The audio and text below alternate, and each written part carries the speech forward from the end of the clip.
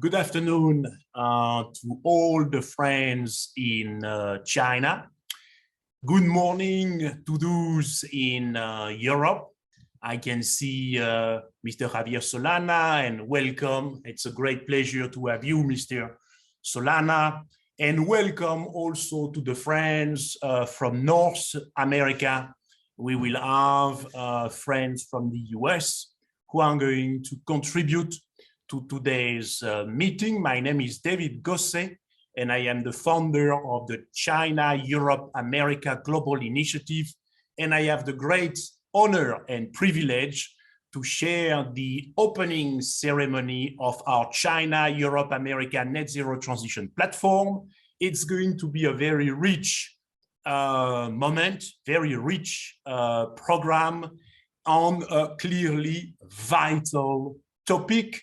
And one of the very strong supporters of our initiative is the China International Publishing Group, under which we have a very important think tank, which is the Academy of Contemporary China and World Studies, our knowledge partner. And it's a great pleasure for me to introduce the first speaker of the day, Mr. Tu Chanyuan, President of the China International Publishing Group. Let us welcome Mr. Tu, Minister Tu. Thank you, Tu 先生。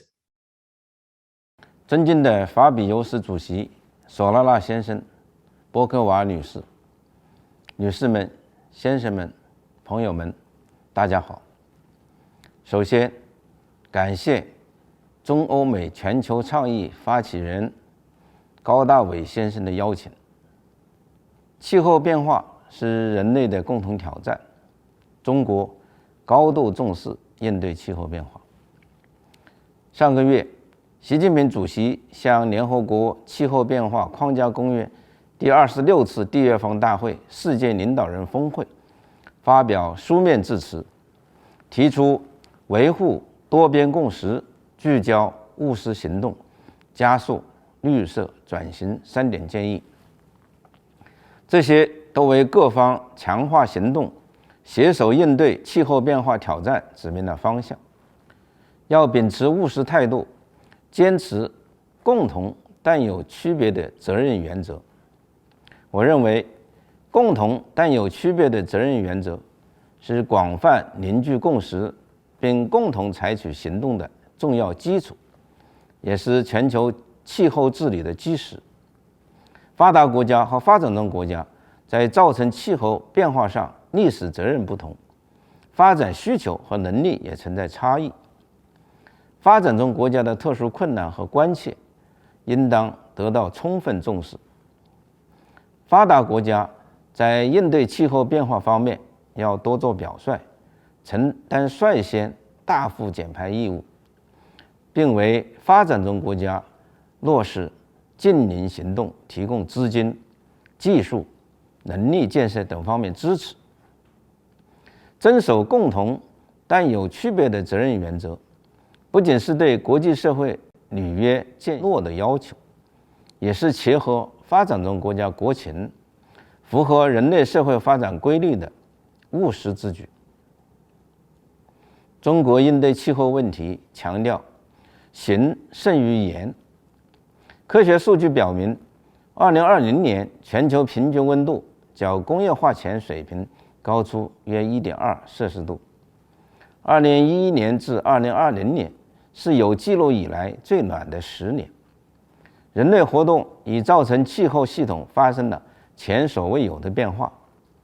地球的承载力留给我们的犹豫不决的时间已经不多了。解决气候变化问题，国际社会不仅要凝聚共识，更要快速采取行动。我们需要的不仅是纸上的结果，更需要的是实际的效果。各方应共同推动巴黎协定实施，推动落实各国提出的国家自主贡献目标，将目标转化为落实的政策、措施和具体行动，避免把提出目标变成空喊口号。在应对气候变化方面，中国最突出的特点就是注重实际行动。2020年，中国碳排放强度比2005年下降了48.4%。中国多晶硅、光伏电池、光伏组件等产品产量占全球总产量份额均居全球第一，连续8年成为全球最大新增光伏市场。中国是全球森林资源增长最多的国家，为全球贡献了1/4的新增绿化面积。2022年北京冬奥会也采取了一系列节能减排措施，冬奥会碳排放将全部综合。这些务实行动得到了国际社会的普遍认同。中国外文局当代中国与世界研究院一项针对美、英、法、德、俄等23国民众的调查显示，74.9%的受访者认为中国在加强生态环境保护方面发挥了关键作用。大家都知道，中国提出的气候目标不是轻而易举就能实现的，需要付出极其艰苦的努力。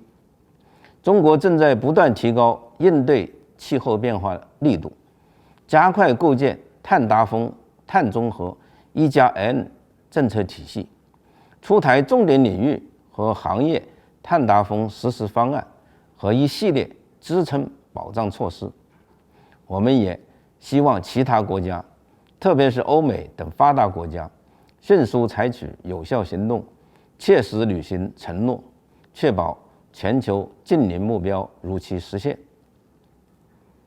应对气候变化需要国际社会凝聚战略共识，搭建共商共建共享平台。多边主义是应对气候变化的良方，也是最好的平台。要完善绿色治理体系，坚持通过制度和规则来协调各国在应对气候变化中的共同行动，反对恃强凌弱，以团结合作共同应对挑战。气候变化主要是工业技术发展的产物，需要通过技术进步加以解决。享有技术优势的发达国家应积极向发展中国家转让气候友好型技术，通过先进技术降低气候治理成本。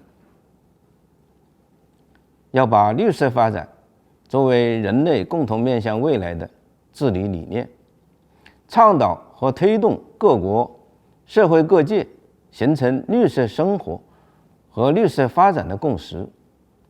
智库、媒体、企业、学者等要发挥宣传推动作用，引导各国民众自觉选择低碳消费模式和生活方式。在这里，我想特别强调一下，各方面应采取切实措施，加强青年人在推动绿色发展和交流合作中的作用。英国著名科学家普朗克有一句名言：一个新的科学真理，不是通过说服反对者并让他们明白才能做到，而是因为真理的对手最终会死亡，而习惯它的新一代也终究会成长起来。我想，应对气候变化，不仅我们这一代人需要努力，更需要下一代，甚至更多代人的不断努力。最后，预祝本次论坛取得圆满成功，谢谢大家。Thank you very much, Minister Tu, and I am also very happy to be back in a normal situation for our webinar to continue. Clearly, Minister Tu emphasized the importance of cooperation. Also very happy to listen to his thoughts about youth. Thinking about climate change, of course, we cannot not to think about the Paris Agreement in 2015. And we are very happy to have with us this afternoon, Beijing time, the former French Prime Minister Laurent Fabius, who chaired the COP21 in Paris, which took place in 2015. Let us listen to Laurent Fabius and his analysis after the very important Glasgow COP26 conference. Let us welcome Mr. Laurent Fabius. Honorable colleagues and friends, ladies and gentlemen, environmental challenges are not a figment of our imaginations, but the key issue of mankind's future. We all know that international dialogue and cooperation is imperative to fight against climate change. Paris COP21, I had the honor to chair in 2015, was the landmark COP. But 2 months after the Glasgow COP26, what conclusion can we draw? In spite of some results on nationally determined contribution, on long-term objectives, on the Paris Agreement rulebook, on deforestation, coal and methane, very important goals have not yet been achieved in Glasgow.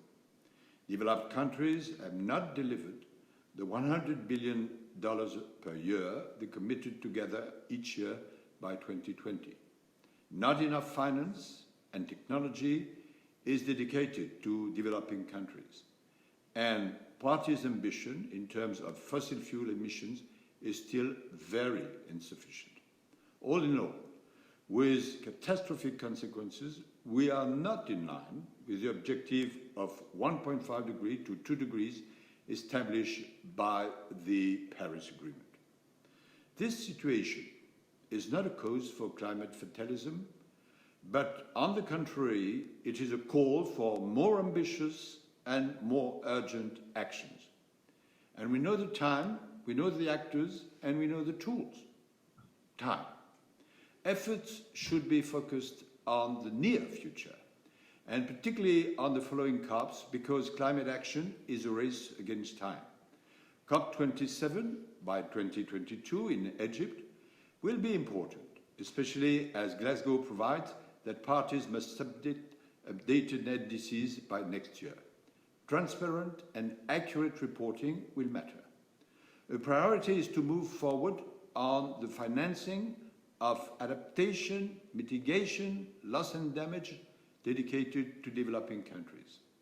Efforts which are needed must be based on the principle of justice and common but differentiated responsibilities. We know too that the fight against climate change and the protection of biodiversity are deeply interconnected. It is why next spring's Biodiversity COP15 in Kunming will be a key moment. As far as actors are concerned, the historical success of the Paris Agreement in 2015 was made possible by the alignment of 3 planets: science, society, and states. The science planet allows us to develop innovative solutions. It is crucial to invest more in research about green technologies and to increase the efficiency and lower the cost of renewables and carbon capture and storage. The social planet, I mean many companies, cities, regions, universities, young people, NGOs, has taken action. It must be accelerated. But Glasgow confirms that the states planet is particularly decisive. Many states have enhanced their commitments and actions, but too many are still reluctant to make necessary efforts in order to keep global temperatures below 1.5 degrees. States planet must be therefore strongly mobilized. Several tools will be discussed today: energy, transportation, sustainable design, and so on and so forth. I would like to emphasize 2 points. First, carbon pricing. At present, limiting emissions is often more expensive than emitting greenhouse gases. Putting a price on carbon is therefore a must. Conversions and cooperation are necessary to make it efficient. The idea of one or several carbon price floors throughout the world and of sectorial agreements is fruitful. Such policies should be paired with powerful social justice measures and transparent information about the use of money, because climate issues are also social and regional issues. More generally, it is crystal clear that green finance is key. Climate change is massively impacted by financial activities, and the reverse is equally true.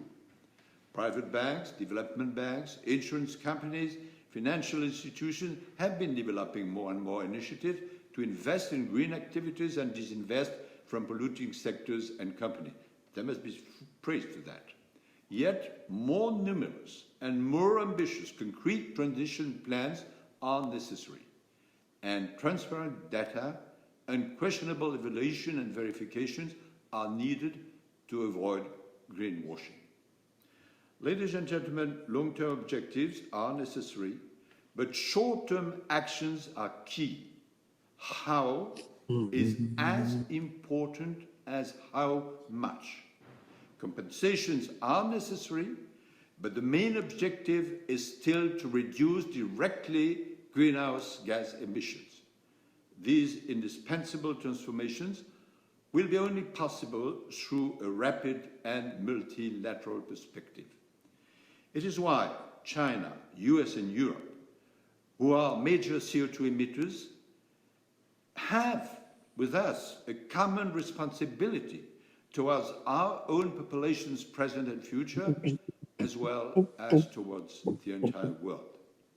In spite of our differences, we need to work more together with a genuinely cooperative approach.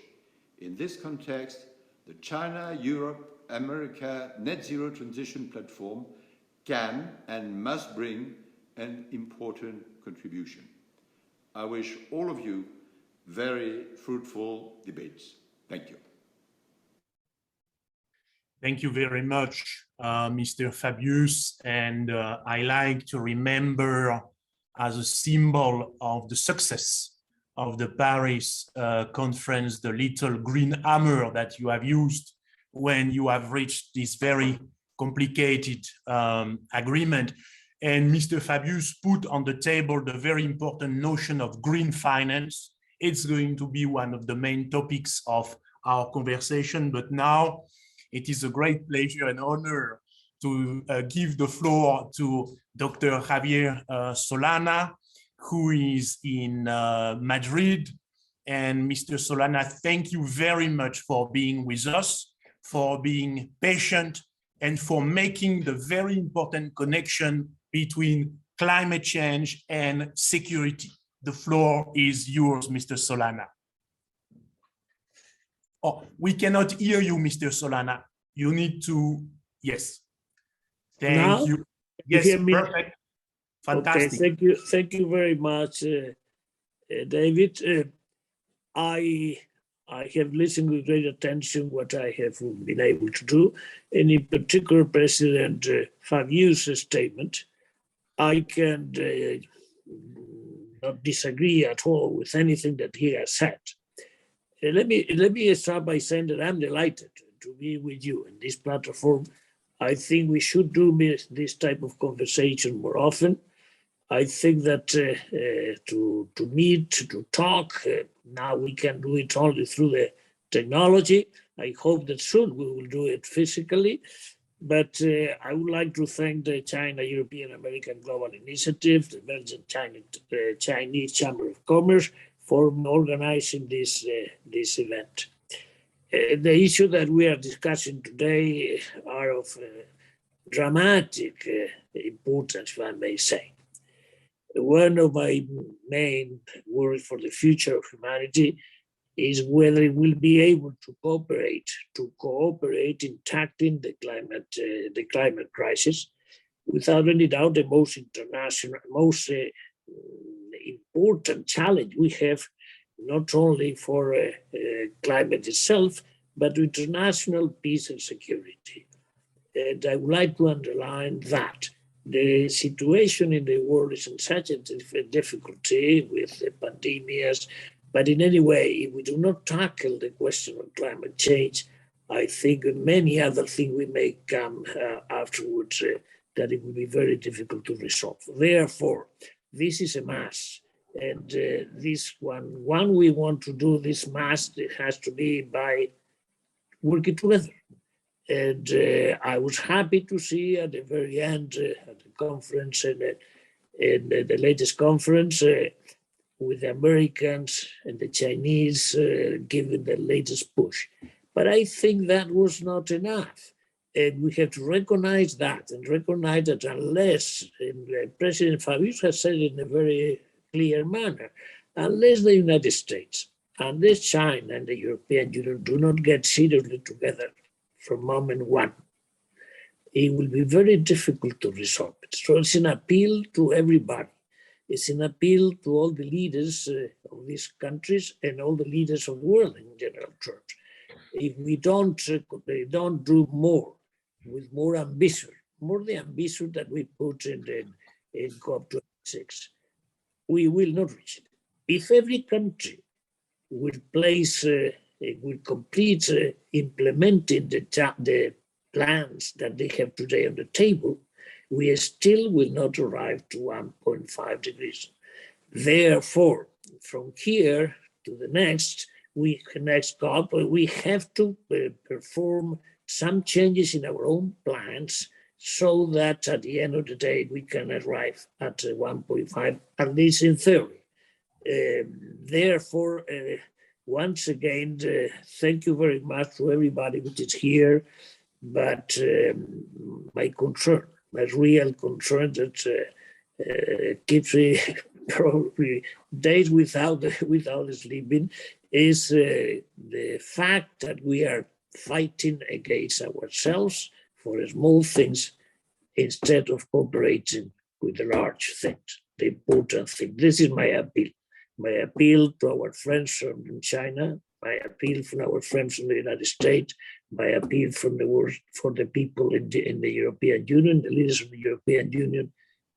This is the challenge, and we cannot fail in this so important challenge that we have to battle. We will not be credible in any other thing if we are not really doing seriously the cooperation on climate change.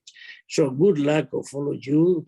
Try to work hard, try to bring some ideas which are new, to maintain those who are good and are bad, are last. But we need, without any doubt, a level of cooperation that so far we have not achieved. And I'm very worried that we are playing with other things between Europeans, Americans, and Chinese. We should forget all the things that separate us and get together and solving this question, which is the most dramatic that the human society of today has in front of us. Thank you very much. Good luck. And I'm sure that in a short period of time, we will be able to have a meeting, a physical meeting, not only through the technological Zoom, but in the meantime, let's work together through this mechanism of technology. But the important thing is that we have the will to do it. Thank you very, very much to everybody. Good luck.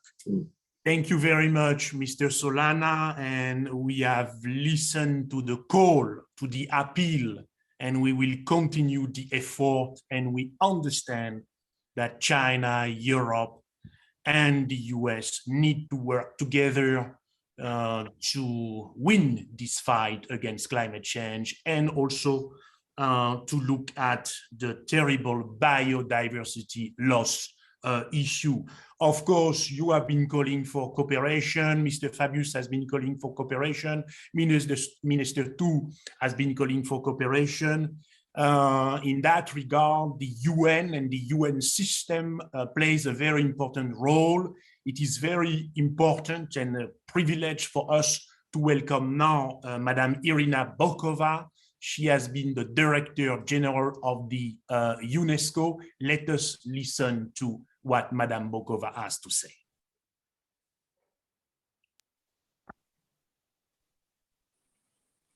Ladies and gentlemen, dear friends, allow me first and foremost to congratulate the organizers and sponsors of this so important initiative, the launch of the China-Europe-America Net Zero Transition Platform, which aims at accelerating the indispensable green transition to sustainability and what is also equally important, social progress.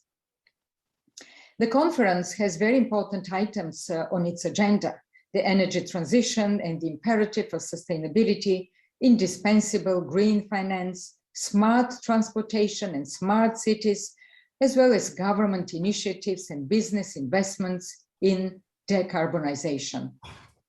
The debate is particularly relevant today after the Glasgow COP26 conference, and I believe your platform will not only contribute to the exchange of ideas, but also to support practical solutions to reach a global net zero economy.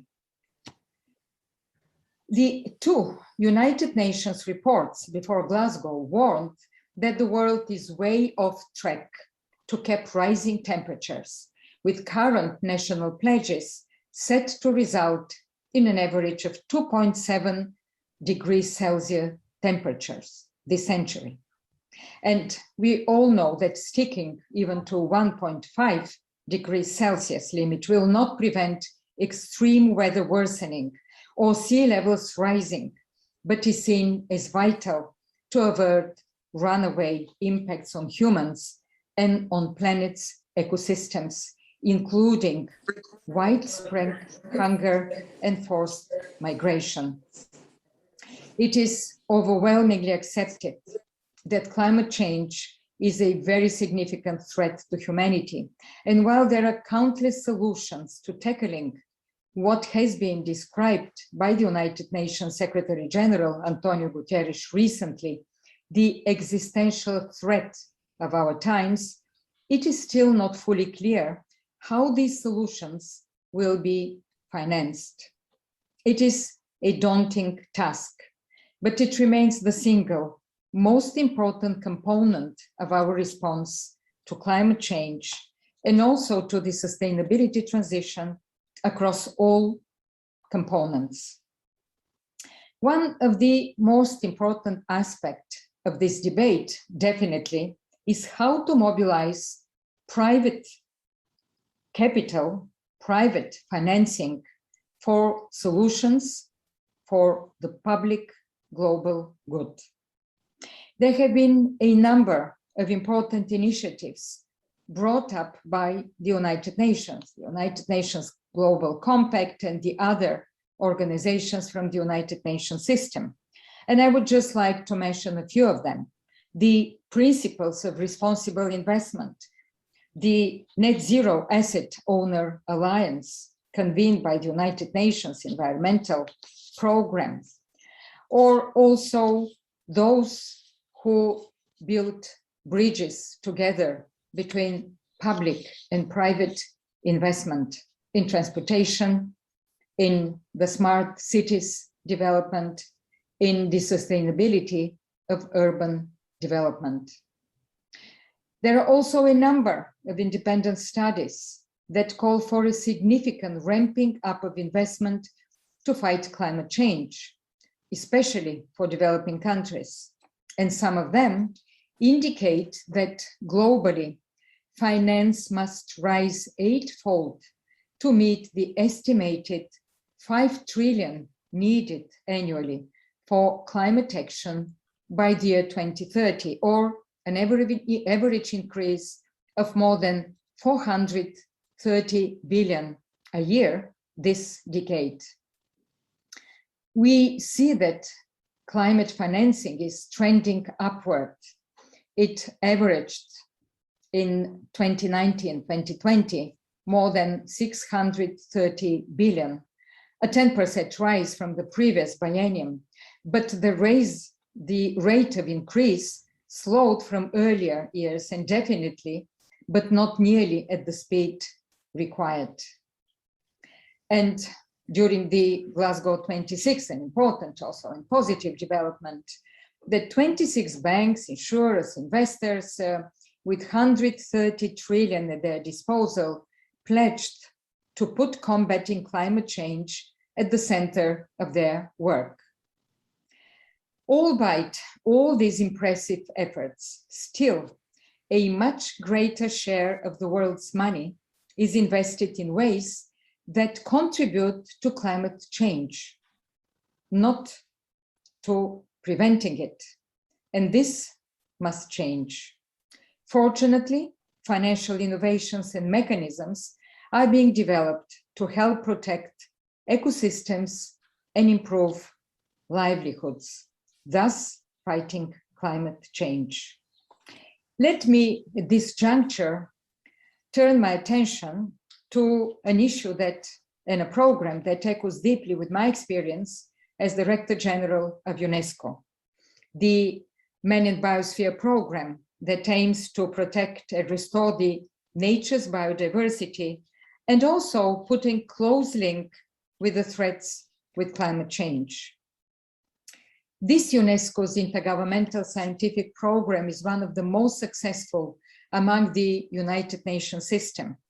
The establishing of 737 biosphere reserves all over the planet in 131 countries, and also 22 transboundary reserves, which serve as a very solid scientific basis for enhancing the relationship between people and their environment. It combines also the natural and social sciences with a view to improving human livelihoods in safeguarding natural and managed ecosystems, thus promoting innovative approaches to combating climate change and economic development that are socially and culturally appropriate, but also environmentally sustainable.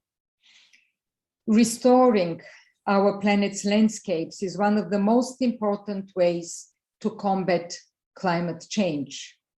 Forests and agriculture make up over 30% of the solution to climate change, but they receive less than 3% of climate financing.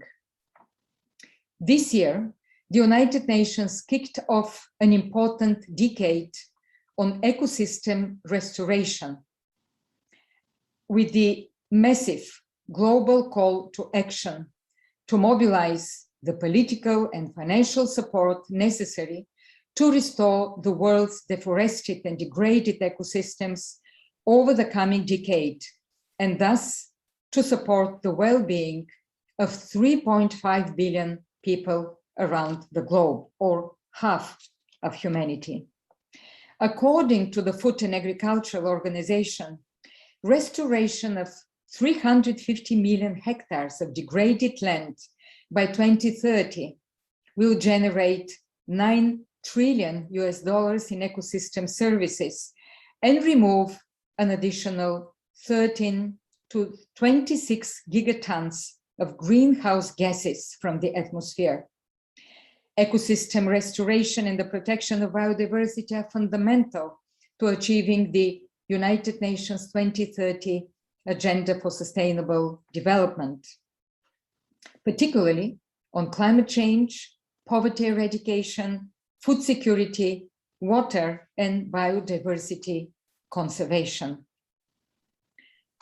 Plugging this massive financial gap will require a coordinated effort between the public and the private sector, from the local to the global level.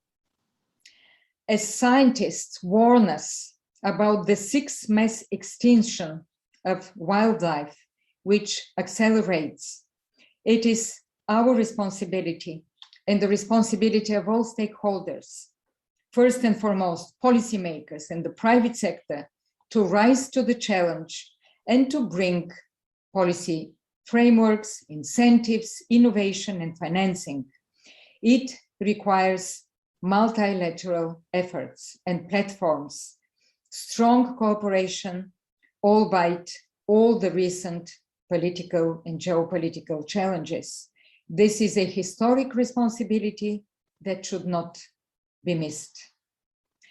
I wish success to the conference, and I hope it will be just the first of a series of such debates within the China-Europe-America Net Zero Transition Platform.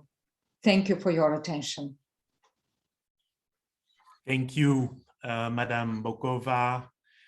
And of course, we hope also that it will be a series. And as Mr. Solana said, that we will meet offline very soon to go on the conversation. In the speech of Madame Bokova, again, the topic of finance and green finance has been mentioned. Let us now listen to Gian Maria Gross Pietro, the chairman of Intesa San Paolo, and as a top banker, European banker, he has important things to share with us on finance and green finance. In the mid-2000s, Thomas Friedman, in a famous bestseller, argued that the world was flat. Globalization had narrowed the gaps between the countries that had been industrialized the longest and those that had followed them in later times, or were still going through the industrialization process. Technology exports narrowed productivity gaps. The development of long-distance transport broke down geographical barriers. The development of offline communications made it possible to locate sophisticated management capabilities and their applications everywhere. The birth of global value chains has led to the exchange of know-how and horizontal collaboration between suppliers, vendors, and customers. Open innovation has also extended these exchanges to the development of new technologies. It was the strength of the markets that led investments where costs are lower and the opportunities for consumption development are expected to be greater. It could be imagined that the process would continue until a complete leveling off of labor costs, living standards, and levels of development between countries and continents. This would have happened thanks to the efficiency of the markets, without the need for, nor convenience to, interfere with their functioning. The financial crisis that began in 2007, triggered by the collapse of the subprime credits in the United States, exploded in 2008 with the Lehman Brothers case and was followed by the 2011 debt crisis in Europe. They were connected and interlinked events. They showed that the need to monitor and regulate financial markets has not been overcome, that the intervention of states and international organizations may be necessary, and that in some cases it is crucial. The recent health crisis originating from the spread of the COVID-19 pandemic has emphasized that humanity does not rule over the planet and its vital forces. The increasingly evident data of progressive and threatening changes in the climatic equilibrium show that humanity, despite not ruling over the planet, is nevertheless able to significantly alter its equilibrium.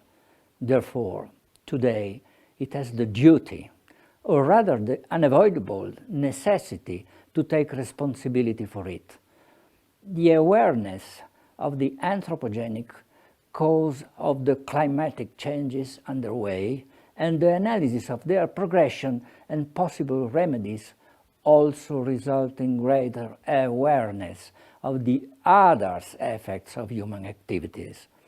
We are increasingly aware, even as consumers, that the indiscriminate use of resources impoverishes the planet, and that their transformation into waste pollutes it. Appreciation is growing for the circular economic principle, which can limit the use of raw materials and energy and makes the resources used recoverable. By developing the circular economy, the world rather than a flat surface, tends to resemble a self-perpetuating spiral. The preservation of the environment as the responsibility of human beings, already at the basis of many primitive civilizations, is being revisited through the progress made by science. Science will be the main factor that will allow humanity to save itself and the planet. We have recent proof of this with the pandemic. Thanks to the scientific knowledge accumulated from the basic research, applied research and technology, it has been possible to produce effective vaccines in a much shorter time than had ever been possible in the past, including in recent history. A similar result, but on a much larger scale, will be needed to halt and possibly reverse global warming and environmental degradation. Each year, the world consumes resources equal to 175% of those that reproduce themselves. In 50 years, the world has lost 58% of its biodiversity. Figures such as these indicate how serious the situation is and how urgent it is to change the current processes. Many resources will have to be invested in the scientific field. Many more will be needed to transform new knowledge into products and services that are compatible with environmental protection. Production plants and distribution and recovery networks will have to be replaced. New methods of use will have to be imagined and disseminated among the public. The required investments will be huge. If well managed, they will be an opportunity for the circulation of wealth and social well-being. Financial institutions will have a primary responsibility for channeling private and public savings, market and sovereign financial resources towards sustainable goals. A professional skill set typical of the financial world will be essential. The ability to analyze plans and projects, including over long periods of time, to calculate the amount of resources required to achieve the objectives, to check in advance whether incoming flows match outgoing flows time after time, so that the resources required to continue are never lacking in any part of the process. This is the concept of the roadmap. It is not enough to indicate the final destination. Every step of the way counts. It takes just one impassable step to compromise the entire process. This concept is very clear to the bank I chair. We have already reduced our CO2 emissions by 60% compared to 2008. We are committed to achieving net zero emissions in 2050, but we know that only a collective effort led by the states within the scope of global agreements will lead to a successful outcome. The sustainability not only of the final destination, but also of every single step of the way, must be ensured globally as well as nationally.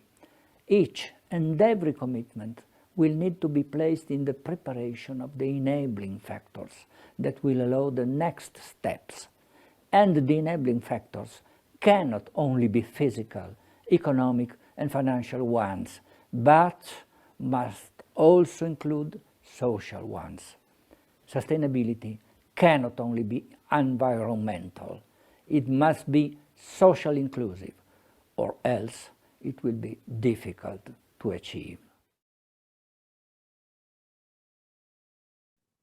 Thank you very much, Mr. Gian Mario Grospietro, and I would like to thank also the bank Intesa Sanpaolo for its strong support. I will remember two important notions: the necessity for us to cooperate, especially between China, Europe, and the US, and also the importance of partnerships, plural partnerships. So once again, thank you to Minister Tu and the China International Publishing Group. Thanks to Mr. Laurent Fabius, Mr. Javier Solana, and also Mr. Solana for your patience. Madame Irina Bokova and Gian Maria Grospietro leading the bank Intesa Sanpaolo. Finance will be the topic of the third session, which will be chaired by Bernard David, the chairman of the Belgium Chinese Chamber of Commerce, and we will have a fantastic panel and two banks, the Bank of China and Natixis. So once again, I apologize for the technological problem we have had. We are back on track. It happens. And now it's a great pleasure for me to give the floor to our friend from Denmark, Mr. Martin Rune Okser, who is leading the Innovation Center in Denmark. And Martin is going to chair the first session of the day on the energy transition and the imperative of sustainability. So, Martin, you have the floor, and I am around in case we have another tech issue. Martin, you have the floor. Thank you very much, Professor, and let's cross our fingers. Then I'm sure we are going to get through. So, ladies and gentlemen, my name is Martin Rune Okser. I'm the Executive Director for Innovation Center Denmark here in Shanghai. I'm a board member of the Danish Ministry of Foreign Affairs Global Tech Board. It's my great honor to moderate today's first session on energy transition and the imperative of sustainability. This first session of the first dialogue of the China-Europe American Net Zero Transition Platform will be focused on energy transition and sustainable development. Speakers of this session come from Chinese and Western enterprises and institutions such as Paulson Institute, Tencent, CNOOC, SNAM, China Carbon Neutrality 50 Forum, and I'm looking forward to all the great presentations and insights shared today. But first, let me share just briefly a little bit of background from the Danish organization State of Green on the need to have today's global dialogue on energy transition. The continuous rise in CO2 emissions over the last 30 years and the growing global demand for stable electricity, heating, cooling, and transportation represent a major challenge worldwide. A growing population and an expanding middle class, also here in China, set the global energy scene in flux. The million-dollar question therefore becomes, how do we ensure access to clean and affordable energy for all and halt climate change without stalling economic progress? The answer needs a global response, which is also why the United Nations has chosen energy as the focus of the Sustainable Development Goal number 17, SDG 7, aiming to ensure affordable and clean energy for all. And why? This is also why we are here today with presenters from the US, China, and Europe. Still, different countries face different kinds of energy challenges, which is why each country must find their own unique energy model to transition to a low carbon economy. So today, you'll not only hear about energy efficiency, but also about sustainability and how governments and private entities can foster new business models that support decarbonization, a circular thinking, and a global and needed green transition. So welcome to our first session and welcome to our first keynote speaker. Marco Alvera is our first speaker of this session. He's the CEO of SNAM, and SNAM builds energy infrastructures and offers integrated services. Its mission is to guide the evolution of the energy sector. And here to speak to us today is Marco Alvera. Welcome, Marco.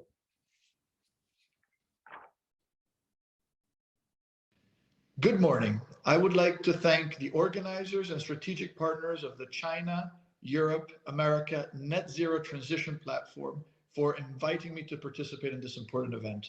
And I extend a special thanks to Mr. David Gosset, a longtime friend of SNAM. The access of this event, connecting Europe, the United States, and China, is crucial if we are to reach net zero on time, and importantly, to stay within the 1.5 degree warming target for the planet. The outcomes of the COP26 in Glasgow have shown us that we still have a window. That window is closing. We're at the very limit, but we can still get there. To do that, we need all countries to be on board. Cooperation will be key, especially among these countries that together account for around 50% of global GDP and global CO2 emissions. There's also a strong potential for collaboration between Europe and China on the energy front, in particular on natural gas. Both Europe and China are buying big volumes of natural gas in the winter when the prices are very high. What we need to do in Europe and in China is to build more storage so that we can buy the gas in the summer when the prices are lower and take the gas out of the storage in the winter. This would lower prices and would create more solidarity and greater security of supply. But the good news is that the storage sites that we can build today for natural gas can be used for hydrogen or for CO2 storage in the future, therefore greatly contributing to the effort to get to net zero. I therefore wish the best of today's important sessions, confident that through dialogue like events that are being advanced today, we can really strengthen the paths forward towards a net zero world. Before we go further, let me just spend a few words on what SNAM is. We are by far the largest European gas infrastructure company. We are also the largest global independent gas storage business, with about 3.5% of global market share when it comes to natural gas storage. We're also a very strong advocate for the energy transition. We are among the first to start blending hydrogen in our existing infrastructure, showing that we can transport up to 100% hydrogen in 99% of our existing infrastructure, and also showing that we can store 100% hydrogen in our existing natural gas storage sites. We've been active both in China and the United States. We've opened our office in China already in 2018 and have maintained a local presence there throughout also these challenging times. Originally, we are from Italy, where our founder, Enrico Mattei, started the company 80 years ago, really to be a pioneer in what was then the gas revolution, and we're trying to revive that spirit and that tradition, being equally pioneers in what is an expected hydrogen revolution. On the race to zero, I believe there are many things that are moving in the right direction. And finally, I have reasons to be optimistic. After this year, both at the G20 in Rome and then at the COP26 in Glasgow, we have achieved commitments to get to zero emissions by countries representing 90% of today's global emission. The importance of having the US back in the table cannot be overstated. The difference between having a target and not having one is everything. And only with a net zero target, we can begin to really think about the hard to abate sectors. China, very importantly, also has a target to reach zero and has a target to peak the CO2 emissions before 2030, which is very important. We can only stay below 1.5 degrees if we get enough action done within this decade. The United States and China also pledged between themselves to boost climate cooperation to make all of this happen. So I think net zero is now still on the table, but it will only stay on the table if we can get enough projects built between now and the next COP that will be held in almost a year. Second point is that we now have the 100 billion a year commitment of contribution from the developed economies to the developing economies, which will help transition in the countries that have less access to capital. And thirdly, on finance, there's big commitments. Mark Carney launched a new initiative called GFANZ that is now worth an incredible $130 trillion of pledges to contribute balance sheets between now and 2050 to meet net zero goals. So we have $150 trillion of new infrastructure that has to be built. We have 130 trillion of capital already committed or ready to be invested in this. What we're now missing is what's in between, the real new energy projects that will deliver a system which is more resilient, more reliable, much cleaner, and also cheaper than today's sometimes dysfunctional energy systems. In this context, the role of hydrogen is becoming increasingly important. What has emerged very explicitly in this year's meetings is that now we have a consensus that we will need a lot of hydrogen to get to net zero. Hydrogen will be essential to transport sun and wind over long distances, shorter than those over which we transport natural gas today, but still longer than the distances where we transport electrons. So hydrogen will be that perfect molecule that allows us to move the sun of the desert and bring that sun into a factory, into a ship, into a truck. Hydrogen will also be the ideal solution to take the sun of when it's sunny, either during the day or during the sunny season, and keep that hydrogen underground for use when the sun is not shining or the wind is not blowing.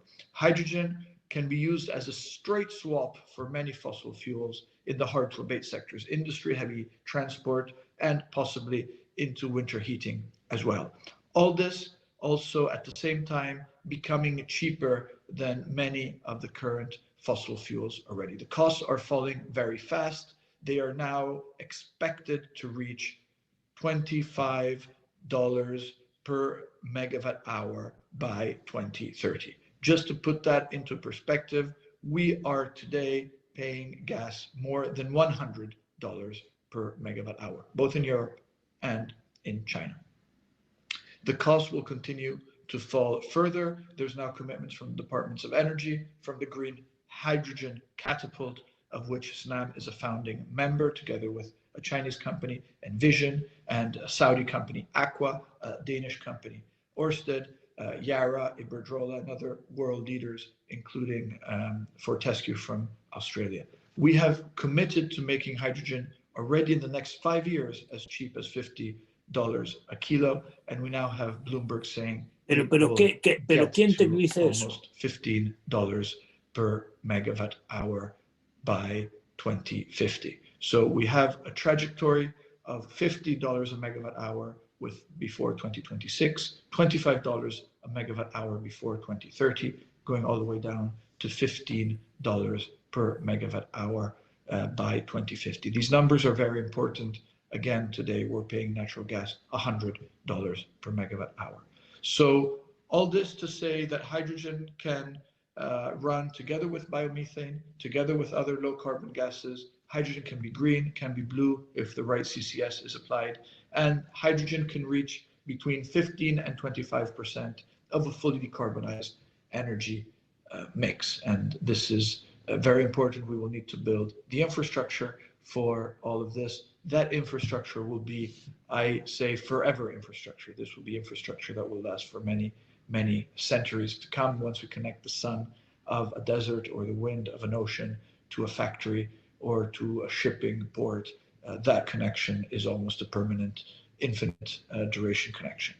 In Snam, we are really committed to this. We're working very hard, but I still think that what is missing, as I mentioned, are all these projects that we need to develop. And we need to develop some breakthrough projects already in the next coming months, so that companies that have the people, the equipment, the project management skills like Snam can really play a big role in this. China is racing fast in this hydrogen revolution. Sinopec is building the largest solar power plant in the world in Xinjiang, and another 30 projects are being developed throughout the country and also in Mongolia.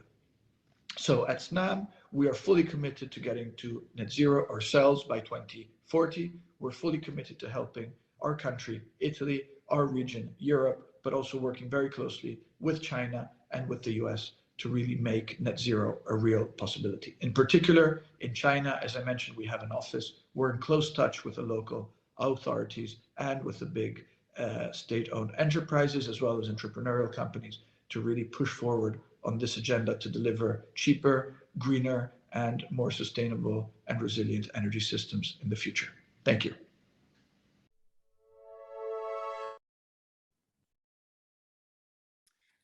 Thank you very much to Mr. Marco Alvera from SNAM. It started off very well, but then it turned into a podcast and then we went live again. So we are trying all the technologies here. For the next presenter, I want to give the floor to Ms. Deborah Loehr. Ms. Deborah Loehr is the Vice Chairman and Executive Director of the Paulson Institute.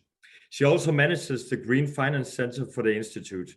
And in addition, she served as a senior advisor to the chairman and CEO of Merrill Lynch and was the senior managing director at the New York Stock Exchange. Welcome, Deborah.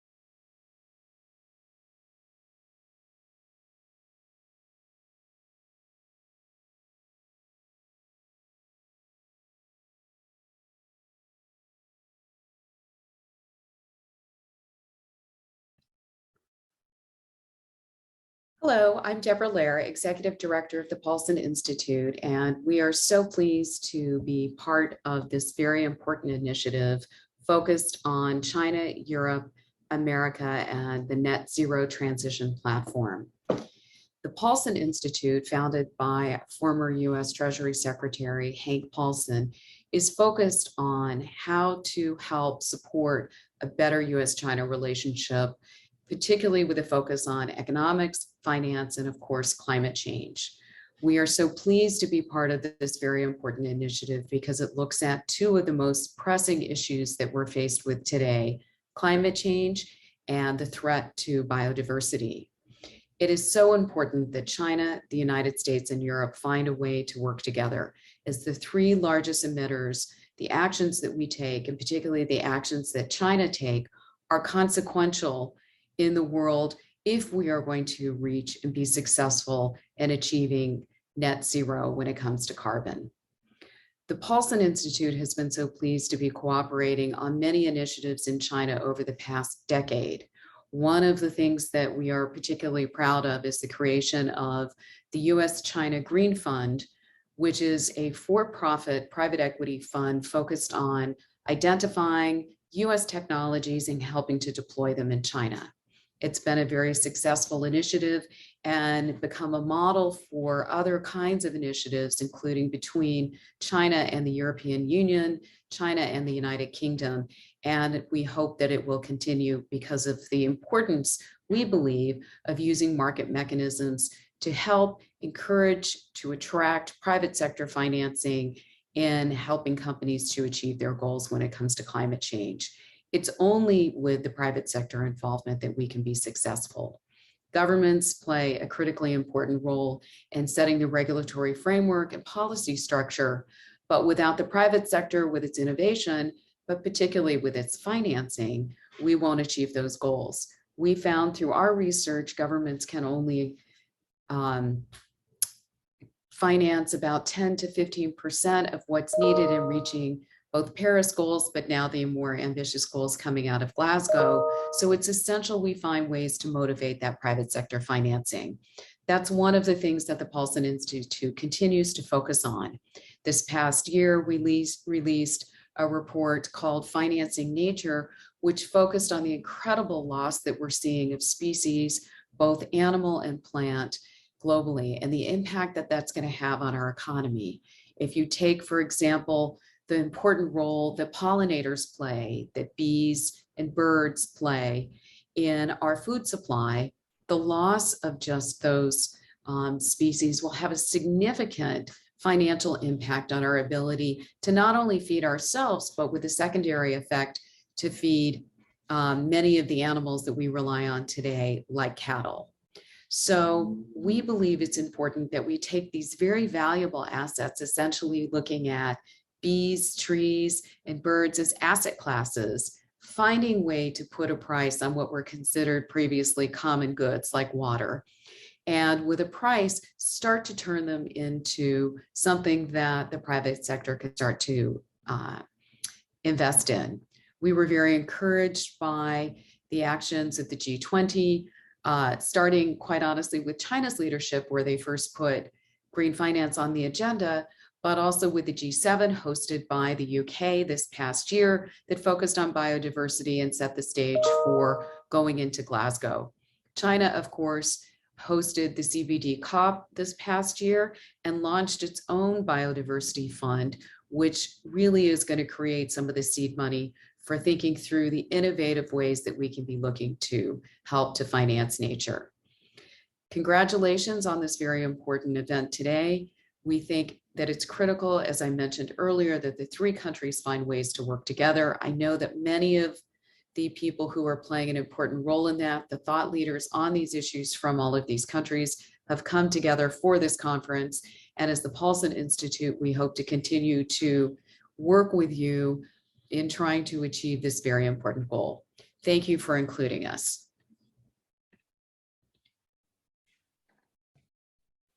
Thank you very much to Ms. Deborah Lohr from the Paulson Institute, the US strategic partner to today's event. The next presenter is Mr. Hao Xu. He's the Vice President of Sustainable Social Value at Tencent. He's responsible for strategy development of Carbon Neutrality Lab and crossover between digitalization and low carbon growth. He was previously a partner at McKinsey, focusing on sustainable development in Greater China, Southeast Asia, and India. He holds a PhD in environmental engineering from University of Sheffield. Welcome to Hao Xu.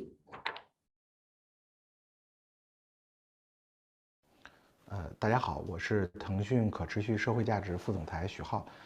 感谢组委会的邀请，非常荣幸有机会参加本次论坛，也很高兴借此机会和大家分享一下腾讯在能源转型、碳中和还有可持续发展领域的一些思考。对于腾讯这样的互联网科技企业来说呢，我们看待碳中和的问题可能主要从以下2个方面。首先呢，是从腾讯自身，我们也希望能够尽快的通过一系列的举措，实现自身的碳中和，为整个社会提供绿色算力。那在这个领域呢，我们主要可能做3个方面的工作。首先呢，是这个数据中心和建筑的能效，我们已经在尽快的利用一系列的节能和减排的手段，提升自身数据中心的 PUE， 降低建筑的节能建筑的相关的能耗，能够在一些新建的建筑里面尽量多的使用相应的低碳的材料和相应的技术，来实现这部分的节能的潜力。第2块呢，就是在用电领域，我们也希望尽快的能够用尽可能多的绿电来代替从电网买来的的电力。那在这个领域，我们既参与了一些市场化的交易，比如说近期我们也参与了第1期广东省的绿电市场化交易试点。另外一方面呢，我们在未来也将布局和投资一系列的可再生能源项目，希望能够尽快的能够实现100%的绿电，能够帮助社会提供绿色的计算能力。第3点呢，就是在管理腾讯自身范围3供应链上的范围3的碳排放的角度，我们也会去看一些森林的碳汇、海洋的碳汇，以及通过员工的行为和我们自身的行为的改变，降低自身范围3的碳排放。那这个呢，就是腾讯在自身碳中和我们想做的一些努力。当然，我们也充分认识到，其实腾讯并不是一个碳排放的大户。那这个做到自身碳中和，可能只是腾讯实现了自身企业社会责任的一部分。那我们觉得在这个领域，我们能够发挥更大作用的是怎么样思考对外的赋能。那在这个方面呢，我们可能会在3点这个集中发力。首先呢，在 to C 端，因为腾讯是一个能够抵达这个超过10亿消费者的有一系列的产品，比如微信，比如 QQ。那我们也希望能够通过这个平台更好的推广低碳的生活方式，能够让更多的消费者，尤其是年轻的消费者，能够把低碳的生活方式和更加这个新颖、更加酷的生活方式结合起来，能够推动消费端的减排。因为我们觉得这方面的潜力是十分巨大的。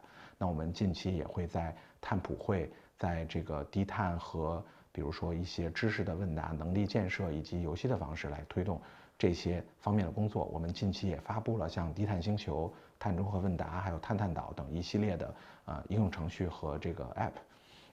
那第2个方面呢是 To B 端，我们希望通过腾讯的数字化能力，能够赋能各行各业的企业来实现自身的这个减碳和碳中和。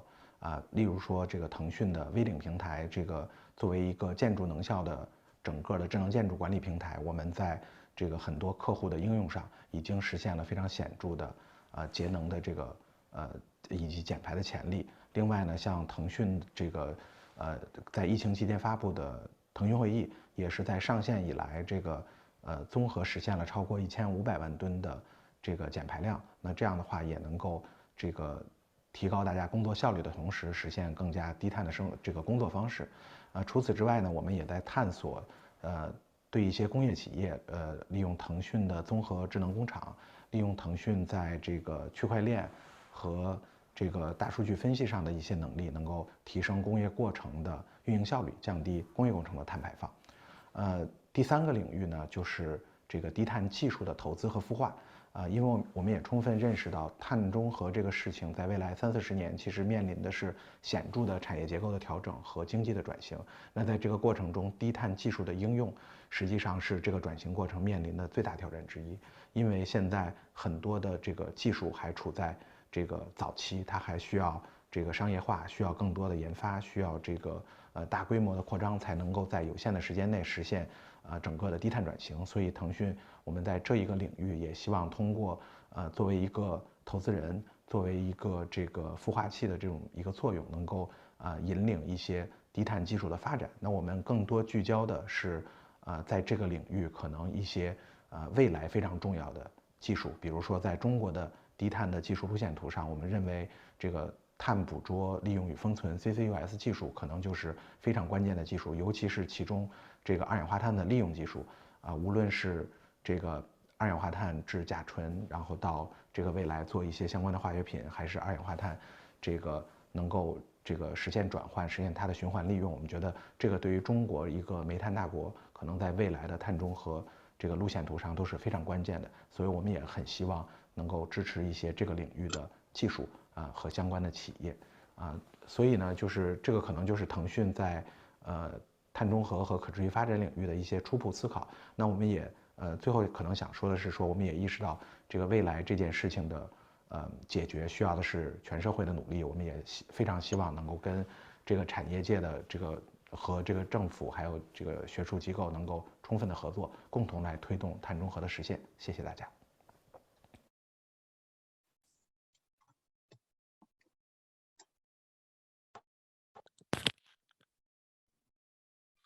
Thank you very much to Mr. Hao Shu. Next presenter is Ms. Dorte Lange. She's the Chargé d'Affaires at the Embassy of the Kingdom of Denmark. Ms. Lange arrived to China this summer, but she has worked with the Ministry of Foreign Affairs in many different positions before taking up this recent position. Today, she will in her presentation talk about how Denmark launched the Danish Energy Transition Initiative, which seeks to help countries across the globe on their path towards greener energy systems, aiming for early implementation of renewables, energy efficient solutions, and sustainable energy planning. Welcome to Ms. Dorte Lange. The Glasgow Climate Pact puts the world within reach of the 1.5 degrees target. I hope that the text will compel countries to show up at COP27 next year in Egypt with stronger targets in order to close the ambition gap. Cooperation and coordination between China, America and Europe will be crucial in driving the global green agenda, not only towards COP27, but in the decades to come. That underlines the importance of the China-Europe-America Global Initiative and events like the China-Europe-America Net Zero Transition Platform, which is supported and co-organized by Innovation Center Denmark in Shanghai. I'm delighted to have been invited to give you a speech, and I appreciate the opportunity to share with you the story of Denmark's transition from black to green. Denmark is a small country, but we're committed to work together with the global community to raise ambitions and fight climate change. By sharing our experiences, we seek to inspire other countries with solutions to leapfrog sustainable development and avoid making some of the same mistakes that we did. We do so in multilateral frameworks in which we consider the EU, China and the US to be essential partners, but also through green government-to-government cooperation with 19 of the world's largest emitters, including China and the US. Combined, these 19 countries account for 2/3 of global emissions. This year, Denmark also launched the Danish Energy Transition Initiative, which seeks to help countries across the globe on their path towards greener energy systems. Aiming for early implementation of renewables, energy-efficient solutions and sustainable energy planning, the initiative takes off in Brazil, Colombia and Pakistan. The 3 initial partner countries are all standing at the foot of an increase in their electricity consumption towards 2030. Facing a growing need to produce more with less, the partners seek to work with Denmark in securing a transition with a higher share of renewables while focusing on energy efficiency at large. In staying ahead of the development, the efforts seek viable solutions and policies as early as possible. The story of our own green transition begins a few decades ago, when Denmark was entirely dependent on imported oil and other fossil fuels. In 1972, oil accounted for 92% of gross energy consumption in Denmark. So when the OPEC oil crisis quadrupled the price of oil in 1973, the Danish economy and energy supply were hit hard, very hard. While some short-term measures, such as the introduction of car-free Sundays in Denmark during the 1973-74 winter were launched, the crisis became a catalyst for new long-term energy planning. From then on, Denmark began constructing district heating using surplus heat from power plants, improving energy efficiency in buildings, developing the use of renewable energy and making the entire system more efficient and sustainable. By doing so, we've transitioned from a fossil-based economy and managed to decouple our economic growth from a rising energy demand. Thus, over the past 4 decades, Denmark's economy has grown approximately 80%, while energy consumption remains largely unchanged. Now, decades later, in 2020, the Danish Parliament adopted the National Climate Act, which sets legally binding targets and lays down the foundation for continued climate action. Near term, we've established a target of achieving a 70% reduction in greenhouse gases by 2030 compared to 1990 levels. Long term, the goal is to become climate neutral and 100% independent of fossil fuels by 2050. According to our latest national projections, renewable energy will cover 100% of Danish electricity consumption in 2028 and 58% of our overall energy consumption in 2030. With wind and solar power providing 50% of our electricity consumption and coal supplying less than 3% of the national gross energy consumption in 2020, Denmark is well on the way to an energy system that is virtually fossil-free. However, we are not quite there yet. The next phase of Denmark's green transition is very much a matter of electrification, and the list of climate-related initiatives is growing. Allow me to give you an example. 30 years ago, in 1991, the world's first offshore wind farm, called Vindeby or Wind City, was built off the coast of Denmark. It totaled 5 megawatts.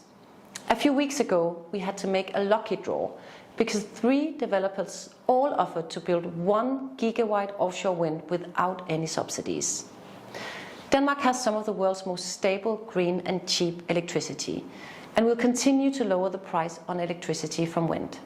Last year, the Danish Parliament decided to begin preparations for the construction of the world's first energy island, which will be located in the North Sea. It is one of the government's flagship projects for the green transition in Europe.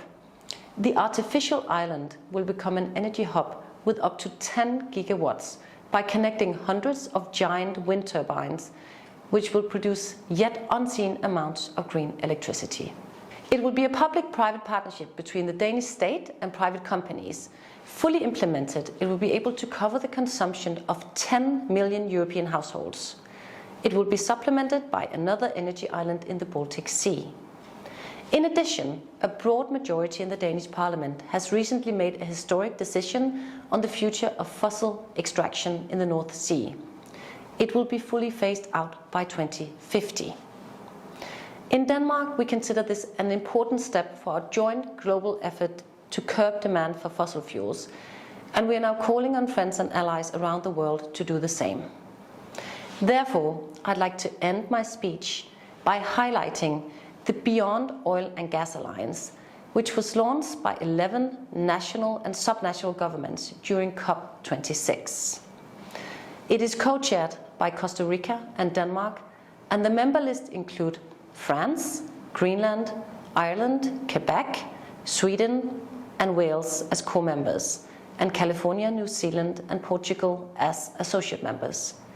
The Beyond Oil and Gas Alliance is the first of its kind alliance of governments who are determined to set an end date for their oil and gas exploration and extraction, as well as curtailing new licensing and undertaking other measures that contribute to the joint goal of aligning oil and gas production with the objectives of the Paris Agreement.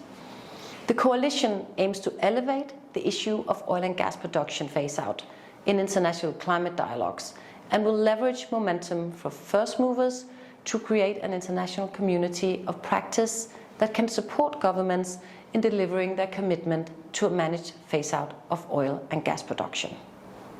Recent reports from the UN Environment Programme, the International Energy Agency, and the Intergovernmental Panel on Climate Change have made it clear that significant reductions in coal, oil, and natural gas are imperative to reach the goals of the Paris Agreement. So is increasing global ambitions. COP26 once again reminded us that the climate crisis is not something of the future. It's already here, and we need to take action urgently. Thank you very much. Thank you very much to Ms. Dorte Lange from Denmark and the Embassy of Denmark here in China. For the next presenter, I want to give the microphone and the floor to Mr. Wang Shen. He's the president of the Energy Economics Institute of CNOOC. He also served as the Deputy Director General of the CNPC Policy Research Office, and he was also appointed as the Chief Expert of the CNPC Economics and Technological Research Institute, one of the national top think tanks. Welcome, Wang Shen. Thanks, Martin. It's my great honor to share my view over the topic of energy transition and China's practice under the vision of carbon neutrality. I hope the very short presentation will briefly introduce China's energy action towards the global climate movement. As we know, also energy is a material foundation for the development of human society, and the energy transition led several rounds of industrial revolution in history. In front of the newly forced industrial revolution, energy industry has to complete the fundamental transition from oil and gas to renewable energy. According to the mainstream scientific view, consumption of fossil fuel contributes to the issue of global climate change. From this picture, we can learn that the carbon dioxide concentration starts to drop after the second industrial revolution. And the trend is more obvious after the third industrial revolution, especially the recent 50 years. Currently, the atmospheric concentration of carbon dioxide was already close to 420 ppm, the highest in more than 4 million years of geological records. And the average temperature rose by 2.5 degrees compared to 12,000 years ago. Nowadays, nothing could be more influential than climate change to produce so many public issues, such as public health, food and water security, migration and peace process. In fact, we can also find in history many great civilizations collapse just because of climate regions. In addition, addressing the climate change issue is critical to realize sustainable development of human beings. Therefore, it is natural that the climate change issue has successfully captured the world attention. We have witnessed several key milestones on the way to prevent climate change, like the Kyoto Protocol and the Paris Agreement. The outcome of COP26 in Glasgow, including the Glasgow Climate Pact, paved the way to advance implementation of the Paris Agreement. Back to China. As a major developing country, China promotes to be active in the global climate movement. China has successfully completed its goal that was promised on the Copenhagen Conference in 2009 to reduce 40 to 45% emission per GDP unit. And at the end of last year, China promised to peak its carbon emission before 2030 and achieve carbon neutrality before 2060. This is a very remarkable commitment from the Chinese government and a crucial contribution to the world carbon neutrality. As we know, so this September and October, the Chinese government published the very important policy. We lived a wise working guidance for the CO2 peaking and carbon neutrality. Another is on the action plan for the CO2 peaking before 2030. And in fact, there's a lot of the policies. We named the 1+N policy series. Also, the energy demand will be great in China for several decades. We have to notice that China's energy industry is quickly being reshaped during the process. The slide displays forecast scenarios made by different institutions about China's energy mix to 2050. Basically, we find the consumption of coal and crude oil will shrink from 70% in 2025 to less than 25% in 2050 in energy structure. But in contrast, non-fossil fuels and natural gas will soar from 30% to 2025 to 75% in 2050. And in the 2060, the non-fossil energy will compose to more than 80%. To realize the energy transition, the first way to use clean energy to replace fossil fuel as energy supply security is the prerequisite of energy transition. The replacement of fossil energy should be based on the energy reliable application of the renewable energy. Energy transition must balance reduction of pollution, decarbonization, energy security for industry and supply chain, and human beings' daily life. As shown on the slide, China's renewable energy consumption will dramatically increase after 2030. The tasks in the near future are to solve the problem of consumption of renewable energy, to enlarge the application of non-fossil energy such as wind energy, solar energy, biomass, geothermal energy, and ocean energy. To develop hydropower according to the local conditions, to safely and orderly development nuclear power, and accelerate the upgrading of energy infrastructure. China needs to strengthen energy conservation and energy efficiency in industry, construction, transportation, and other key energy using sectors. China will strictly control the growth rate of coal consumption in the next 4 to 5 years and gradually reduce coal consumption in the 15th five-year plan. That means from the 2026 to 2030 to regulate the consumption of crude oil in a reasonable range, which will peak during the next 10 years. Some people believe the peak of oil consumption will be the 2025. Some people believe will be later. So anyway, I believe the oil consumption will peak before among the 2025 to 2030. To guide the reasonable consumption of natural gas, which will play an important role in the energy transition. If we compare the Chinese energy structure, so the natural gas is still very low. Even if the natural gas is also counted as a fossil fuel, but we compare to the coal and the oil, natural gas is relatively low carbon energy.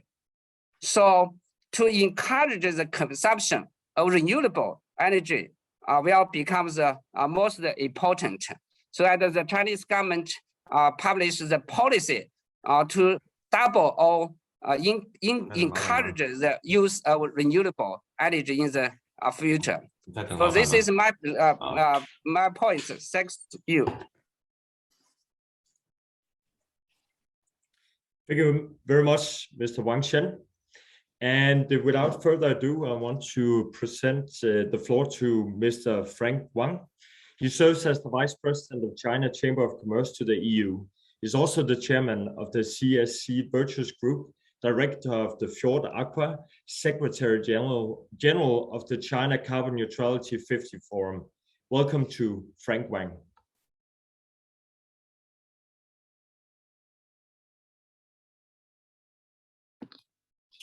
Thank you, Martin. Thank you, David.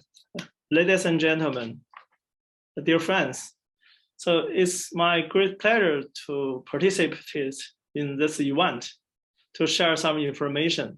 So on behalf of CCCU and also China Neutrality 50 Forum. So the China Chamber of Commerce to the EU represents up to 17 members and chambers in the 27 EU member states, speaking on behalf of roughly 10,000 Chinese enterprises in the EU. From the perspective of Chinese company in Europe, the ongoing energy transition and sustainable development are of great significance, providing tremendous opportunities.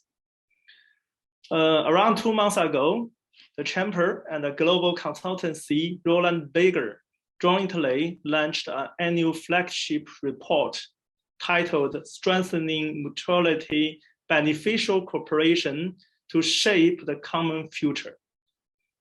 That report incorporates surveys with 128 completed questionnaires received and a response rate of more than 50%.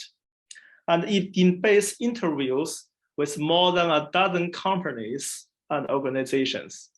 So I will share some key findings from the report on the China-EU Green Cooperation.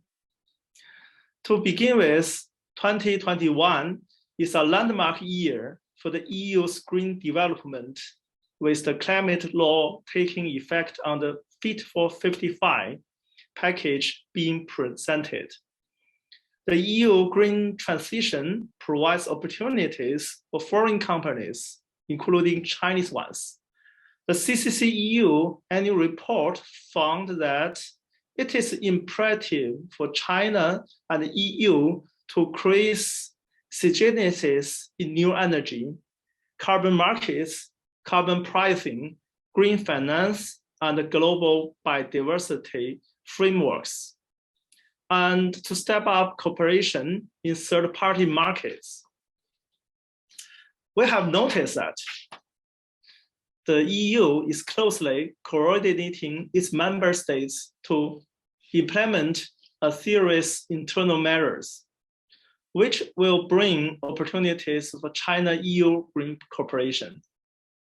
These measures include, but not limited to, the revision of Renewable Energy Directive, that is RED II, and also the creation of European Clean Hydrogen Alliance and the European Battery Alliance to promote jointly actions in specific key areas. The establishment of inter-regional innovation investment to provide financial support for joint innovation projects and the delivery of important projects of common European interests, that is IPCEI, to support member states to work on inter-regional projects and achieve technological breakthroughs. So our surveys shows that the most Chinese enterprises regard their participation in the EU green economy as a development responsibility and an opportunity in the EU. In the context of the global chip shortage and battery shortage, China and the EU should enhance cooperation in key green areas. For example, Chinese enterprises can help promote the development of the battery industry chain in the EU through exposed and local factories to meet the needs of downstream industries.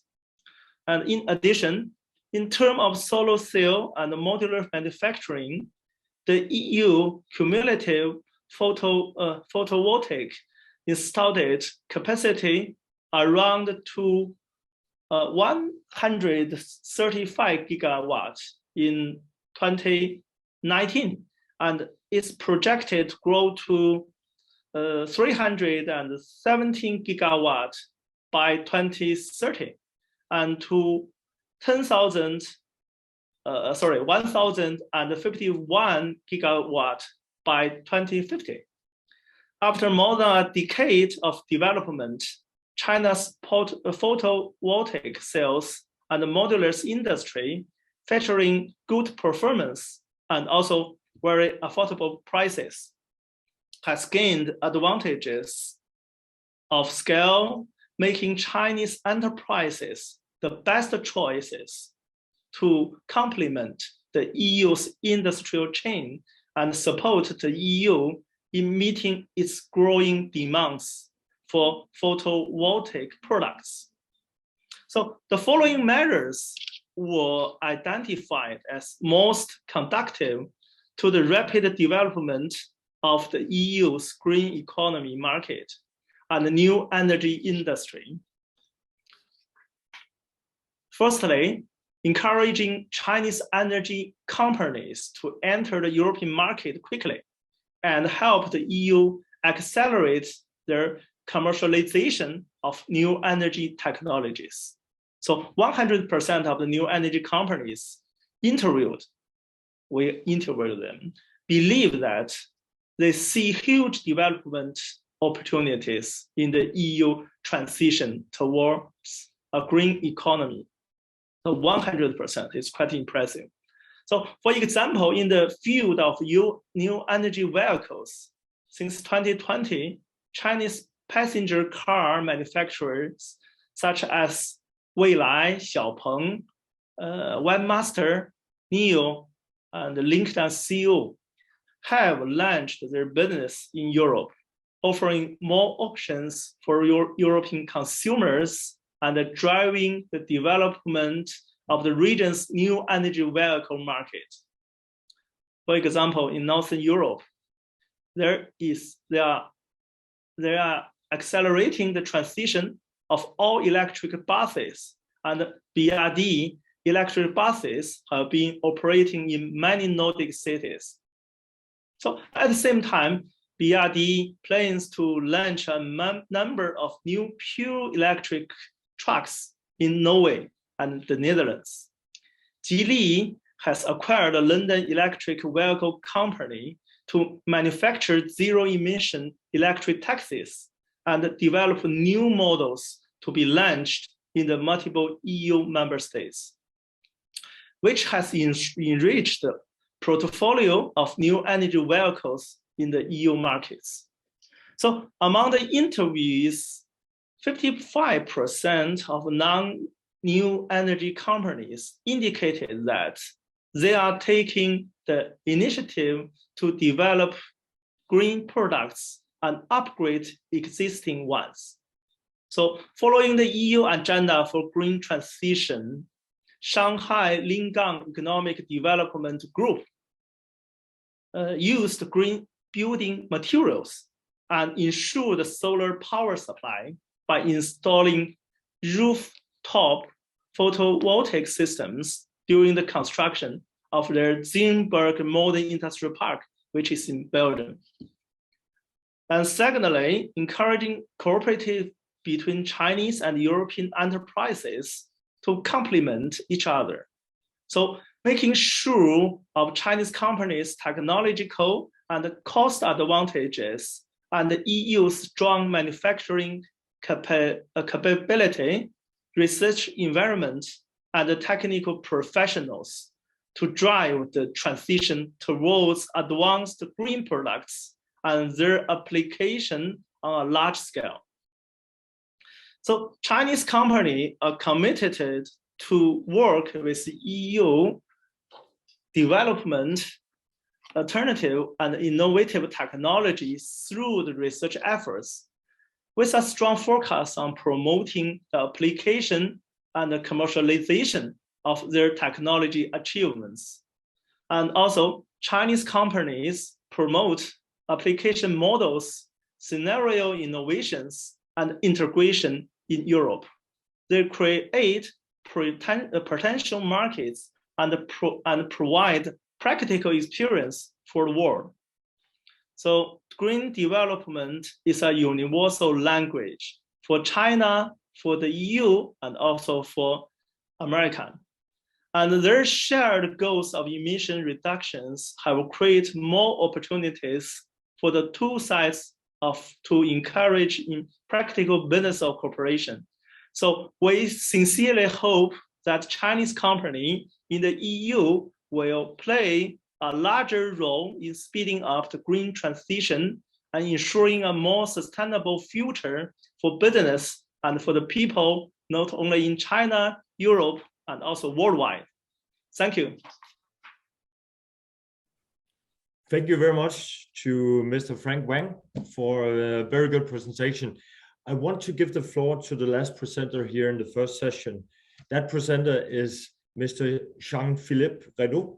He's a seasoned executive of multinational enterprises who's deeply committed to leading business strategies and operations worldwide, associated with environmental preservation, energy transformation, and urban sustainable development.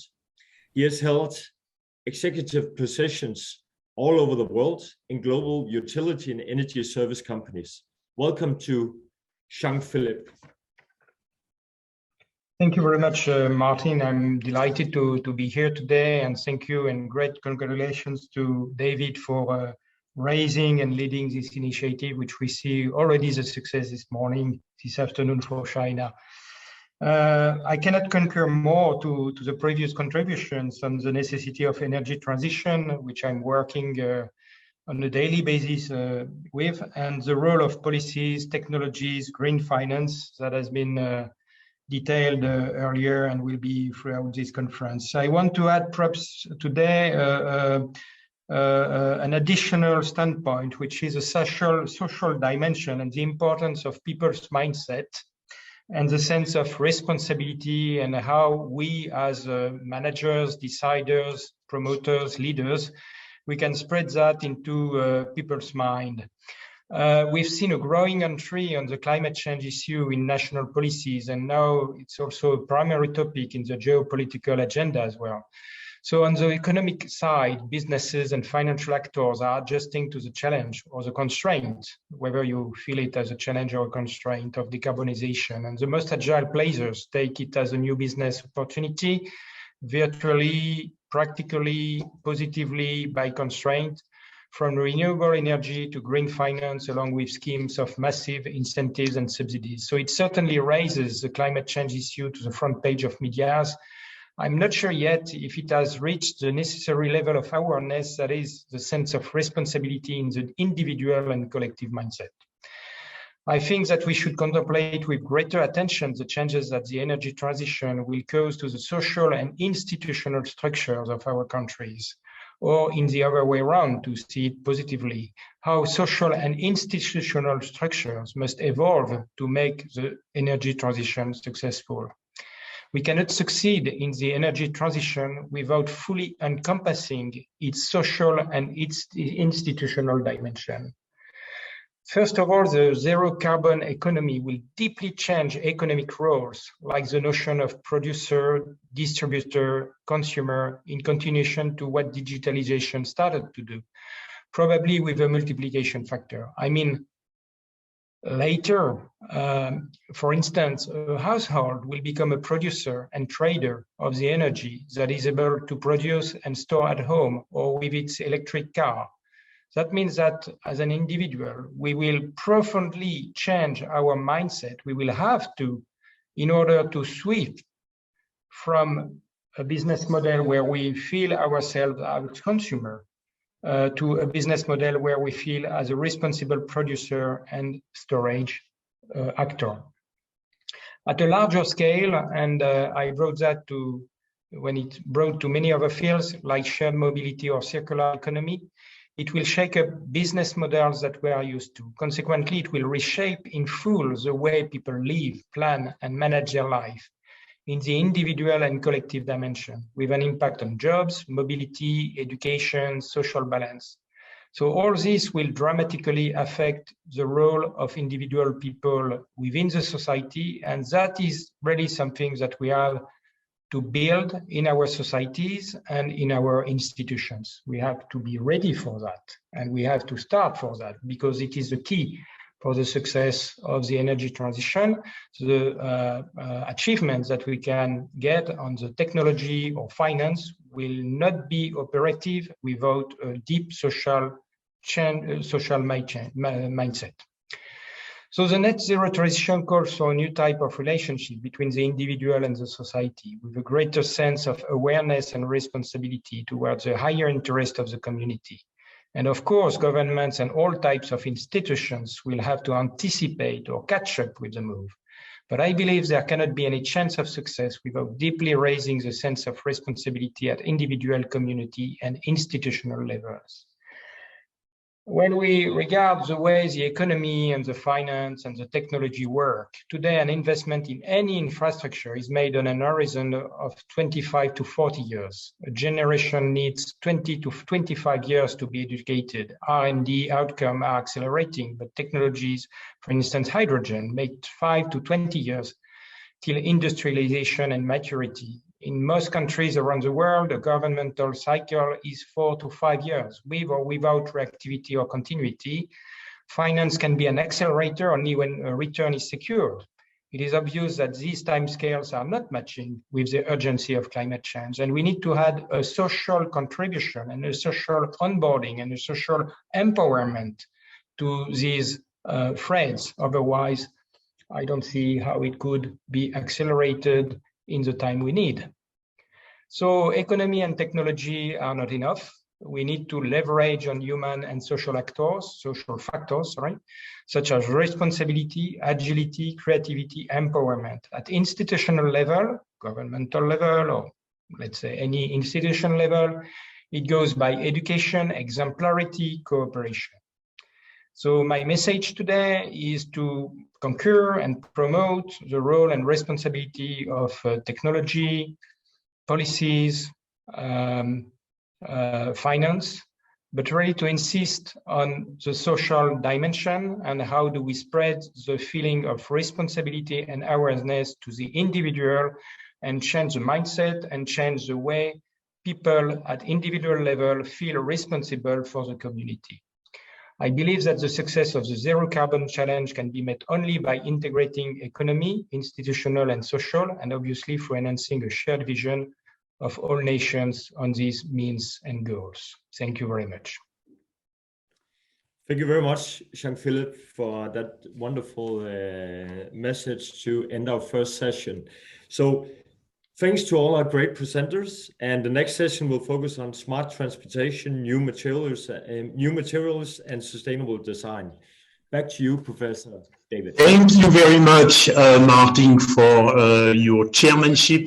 And also I would like to thank your colleagues at the Innovation Center Denmark in Shanghai. They have been wonderful. Of course, the embassy of your country, Denmark, in China, they have been so supportive. Once again, thanks to SNAM, to the Paulson Institute. You said it, Martin, they are the official US strategic partner of our event. Of course, Tencent, and I know that we have friends from Tencent listening to us, and we are in partnership also with Tencent and Tencent Video. So what we say today is disseminated across our societies. Thanks to CNOOC very much, Mr. Wang Zheng, Mr. Frank Wang, and the Chinese Chamber of Commerce in the EU, and to Jean-Philippe Reynaud for your very important speech on the necessity to have a mindset change to a certain extent at the end of the day. Before I give the floor to Professor William Wang, the Dean of the EM Lyon in Asia, a knowledge partner of our event, my dear colleagues, my dear friends, we have a musical interlude of 1 minute and a way for us to also, through a musical metaphor, to think about the necessary harmony between man and nature. And then you will have the floor, Professor. 1 minute musical interlude.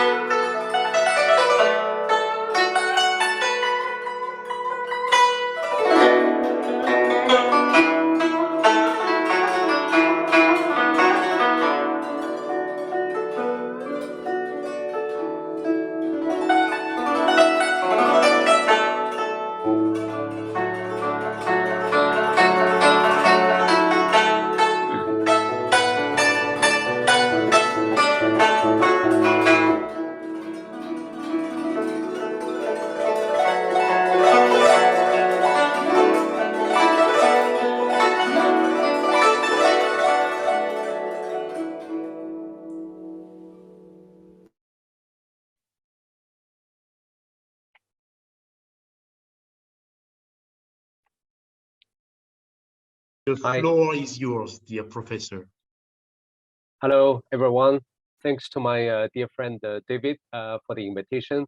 I'm delighted to be the moderator for the second panel of our China-Europe-America Net Zero Transition Platform First Dialogue.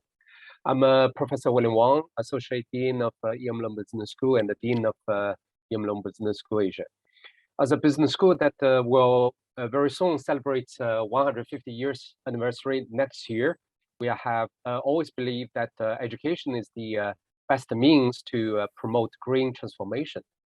Therefore, in fact, in our school, we have raised awareness and concerns of the social environmental issues and incorporated the social responsibility modules in all of our programs and courses to empower the sustainable development of the enterprises. Today, we strongly believe that the severity of the environmental crisis and the rising global ecological concerns has mandated us to propose and redesign innovative green solutions. As we have understood that technology advances in recent years have paved the ways for the development of the smart transportation systems, improving overall mobilities and accessibility. I just finished some, the conferences at Wuhan about the transportation part, and we have learned that the AI and the related hardware and the software have made autonomous driving moving toward a higher level. And the navigation systems provide the real-time information that the traffic conditions is already the situation almost everywhere. And in the near future, what we call is the vehicle-to-X technology, and the collaboration will enable automatic and simultaneous exchange of information between vehicles, infrastructure, pedestrians for the safety and the efficiency of urban transformation. In the book called Upcycle, the author McDonald and Brogar invited us to understand the role of human on the earth. We should not just protect the planet from ourselves, but we should redesign our activity to improve the planet. And that goal is well within our reach. Indeed, sustainability and design are intimately linked. Design-related decisions are happening everywhere to a daily basis, impacting sustainable development to a large extent. This panel is dedicated to build a green communication platform to discuss about the huge potentials of smart cities, smart mobility, sustainable design, and the new materials. And we are very pleased here to host 7 guests: Mr. Li Donghui, CEO of Geely Group, Mrs. Federica Marchioni, CEO of Global Fashion Agenda, Mr. Pascal Chablon de Mercy, Solvay Chief Sustainability and Government Affairs Officer, Mr. Fabio Gallia, General Manager of Fincantieri Group, Mr. Lars Robert Pedersen, Deputy Secretary General of BIMCO, Mr. Adio Civic, Architect Designer and the founder of Civic Workshop, and Mr. Caroline Chen, co-founder of E-Design, for joining us in this panel. Now, let's warmly welcome our first speaker, Mr. Li Donghui, the CEO of Zhejiang Geely Holding Group. Mr. Li Donghui, please.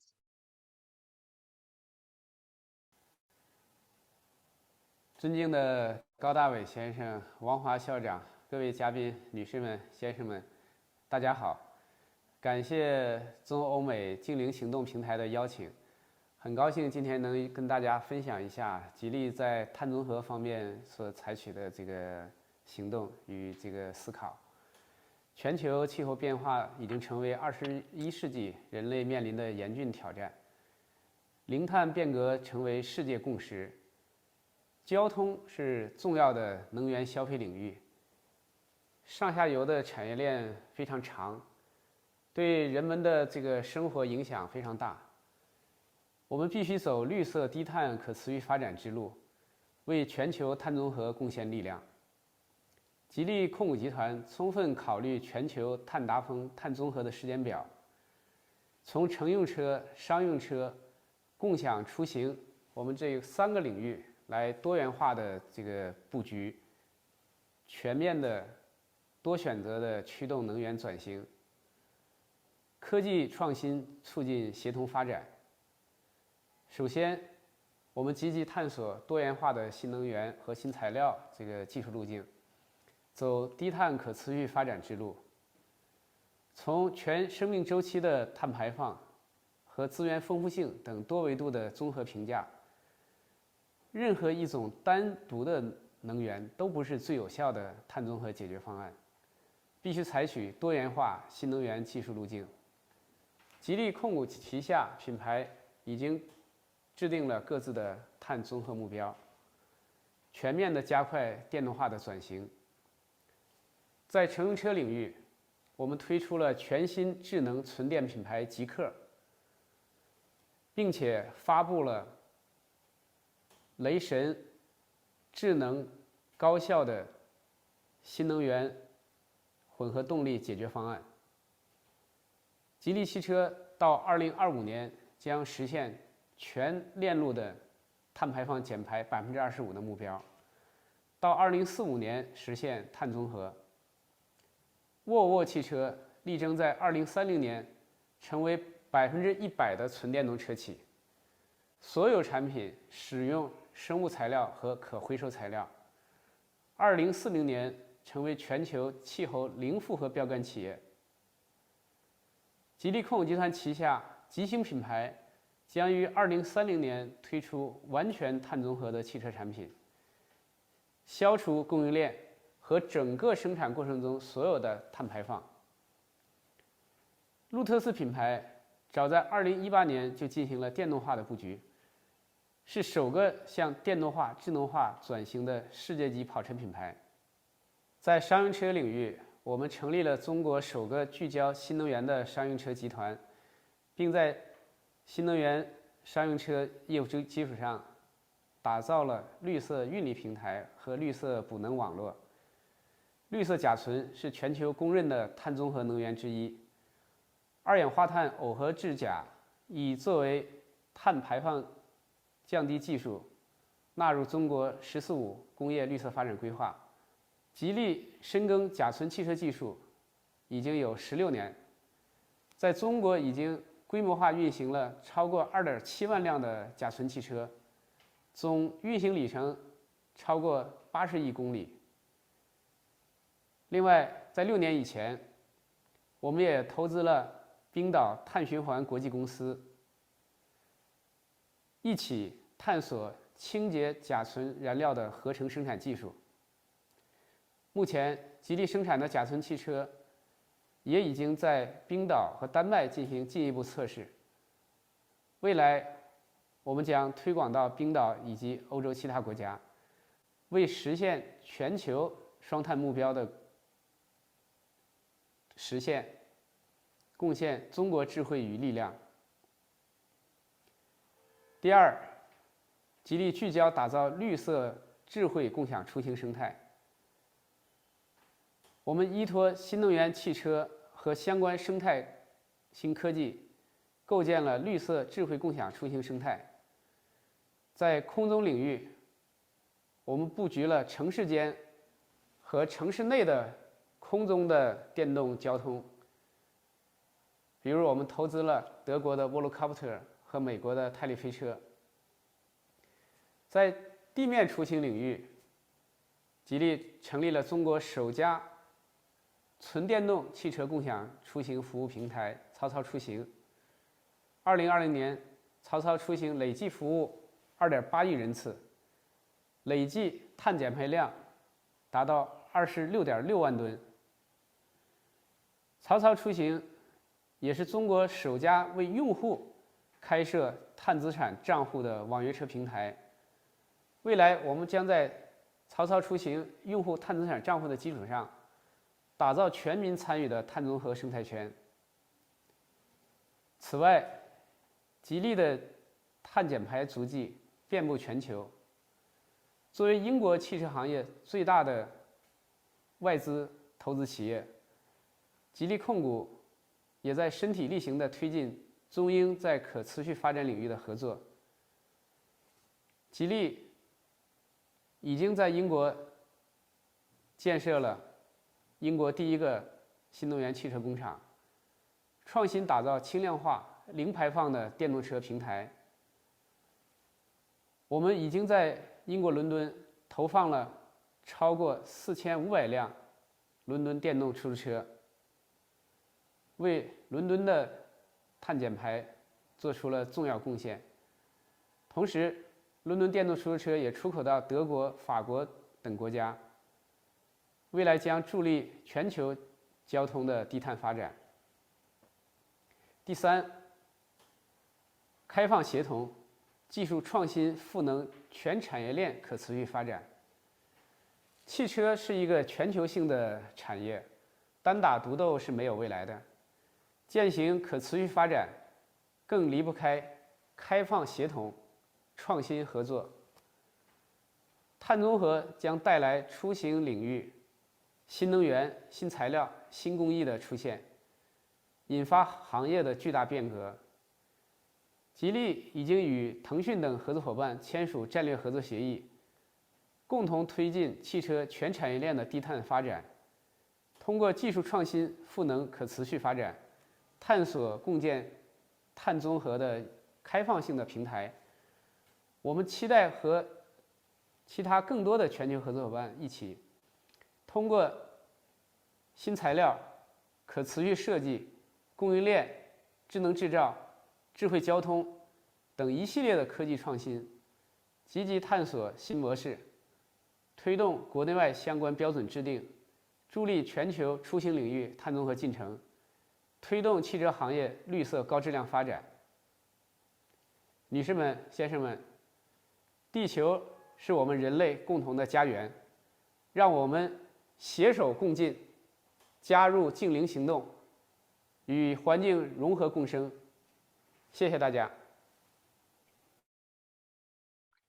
Thanks to Mr. Li Donghui for this short but very impressive presentation. As maybe for non-Chinese business people, in fact, Geely has become the major shareholder of Volvo and Lotus.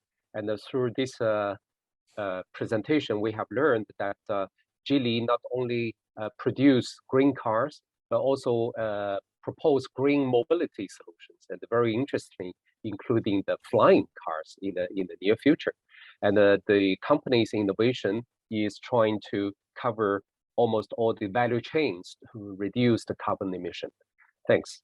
Now let's welcome Mrs. Federica Marchioni. She is the CEO of Global Fashion Agenda. In fact, I have met Mrs. Marchioni several times via Zoom. She's dedicated to making sustainability a priority in the fashion industry. Mrs. Marchioni, please. Good day, everyone, and thank you, David, for including me today in this incredible event with many different stakeholders. And thank you, William, for introducing me. And nice to see you all again. Yeah. As you can hear from my voice, I'm not feeling 100% today, so hopefully you can hear me well. As William just said, I'm Federica Marchioni, CEO of Global Fashion Agenda. And firstly, I will give you a brief introduction to our organization and what we do, and then we will dive into a few specific insights that I hope will be helpful. Global Fashion Agenda is a non-profit organization that fosters industry collaboration globally on sustainability in fashion to drive impact. We are on a mission to mobilize and guide the fashion industry to take bold and urgent action to address both social and environmental issues and work towards a net positive industry, which I hope you will too join and support. We have been leading the sustainability movement since 2009 and are behind the renewal event, Copenhagen Fashion Summit and its digital edition, CFS Plus, our innovation forum and thought leadership publication, including our fashion CEO agenda, Pulse of the Industry, and Fashion on Climate reports. Global Fashion Agenda spearheads the fashion industry journey towards a more sustainable future by engaging with hundreds of brands, innovators, NGOs, policymakers, manufacturers, and more across the world. After all, change will not be achieved, as we've been hearing, without collaboration across the globe and across the sector. So we are helping to bring the industry together to drive progress. I took the lead of Global Fashion Agenda earlier this year because after a long career as a global executive, I've been located in Europe, in the US, and in China, within the fashion industry, I felt a sense of urgency to lead something more impactful for the planet and the people, and most importantly, to help accelerate the change for a transformation of business as usual. I'm proud to be leading the change, as change is deeply rooted in my DNA, and change is what we need in the fashion industry too, to bring positive progress for us all and to be on the path to zero to impact the industry we all love. With fashion accounting for 4% of the global GHG emission, and the global apparel market project growth trajectory from $1.5 trillion in 2020 to about $2.25 trillion by 2025, we need definitely to stop pushing our planet and people to their limits. Indeed, every second, a whole garbage truck full of textile is discharged. And a survey of factory owners in Bangladesh found that 1 million garment workers were laid off during the pandemic, 72% without severance pay. So it's time for fashion to shift its mindset. We need to question the constant drive for industry growth and instead strive to create a thriving industry that creates prosperity for people and community by working within the planetary boundaries, reversing its impact on climate change, and protect biodiversity. Designers and merchandisers have a key role to play in this. Fashion design is an outlet for expression, creativity, and style, but with it comes a responsibility to design for the benefit of our planet. Let me give you a couple of examples on how we can improve sustainability performance in this matter.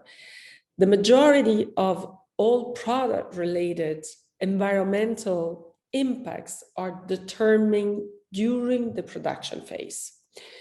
If prolonging the life and minimize the impact of products were prioritized at the start of the value cycle, the harmful consequences of manufacturing and waste could be significantly reduced. One way to do this is by designing products with more sustainable material, of course, that can be responsibly sourced, require less resources to manufacture, like for example, water and energy, and can be broken down and reintegrated into the supply chain easily at the end of life. Products are not conceived yet to be fully recycled at the end and resell many times. So it is of high importance to design with longevity in mind.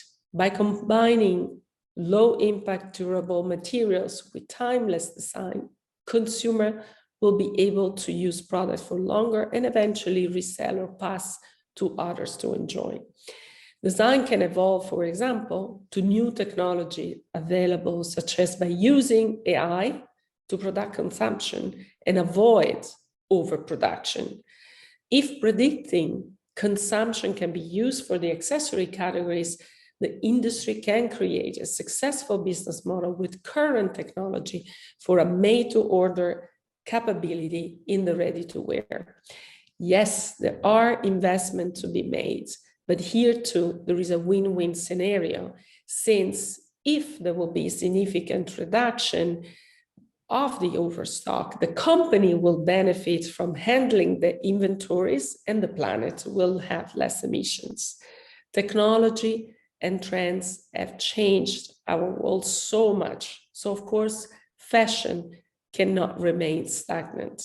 Moving beyond physical products, there is an emerging demand, as we've been hearing, from digital fashion. And it is exciting to see how this can flourish in the years to come for fashion to transcend from the material to the immaterial sphere.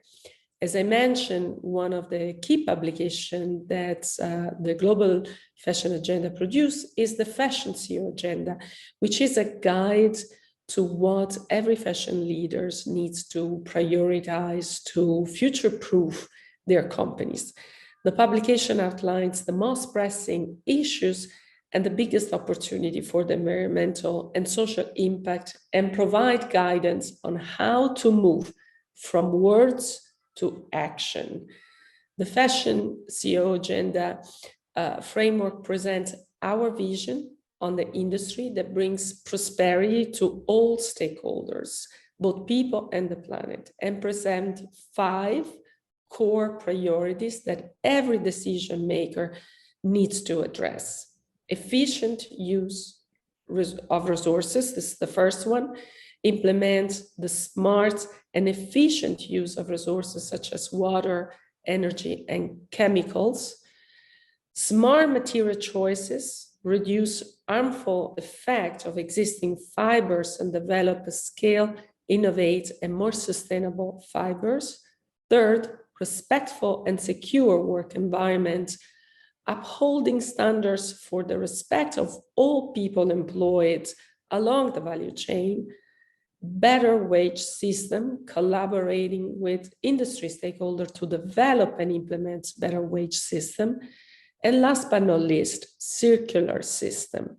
Design, produce, sell, and collect products that enable the reuse and the recycle of textiles at scale. Which brings me onto the buzzword today of circularity.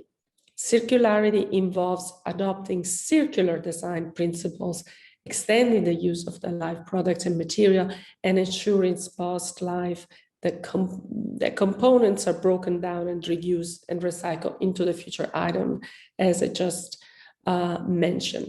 According to current forecast, 1 of 5 garments need to be traded through circular business model by 2030 if we are to meet the Paris Agreement. Therefore, the traditional linear model of take, make, dispose cannot continue in the industry and must evolve into the fashion system, the circular fashion system.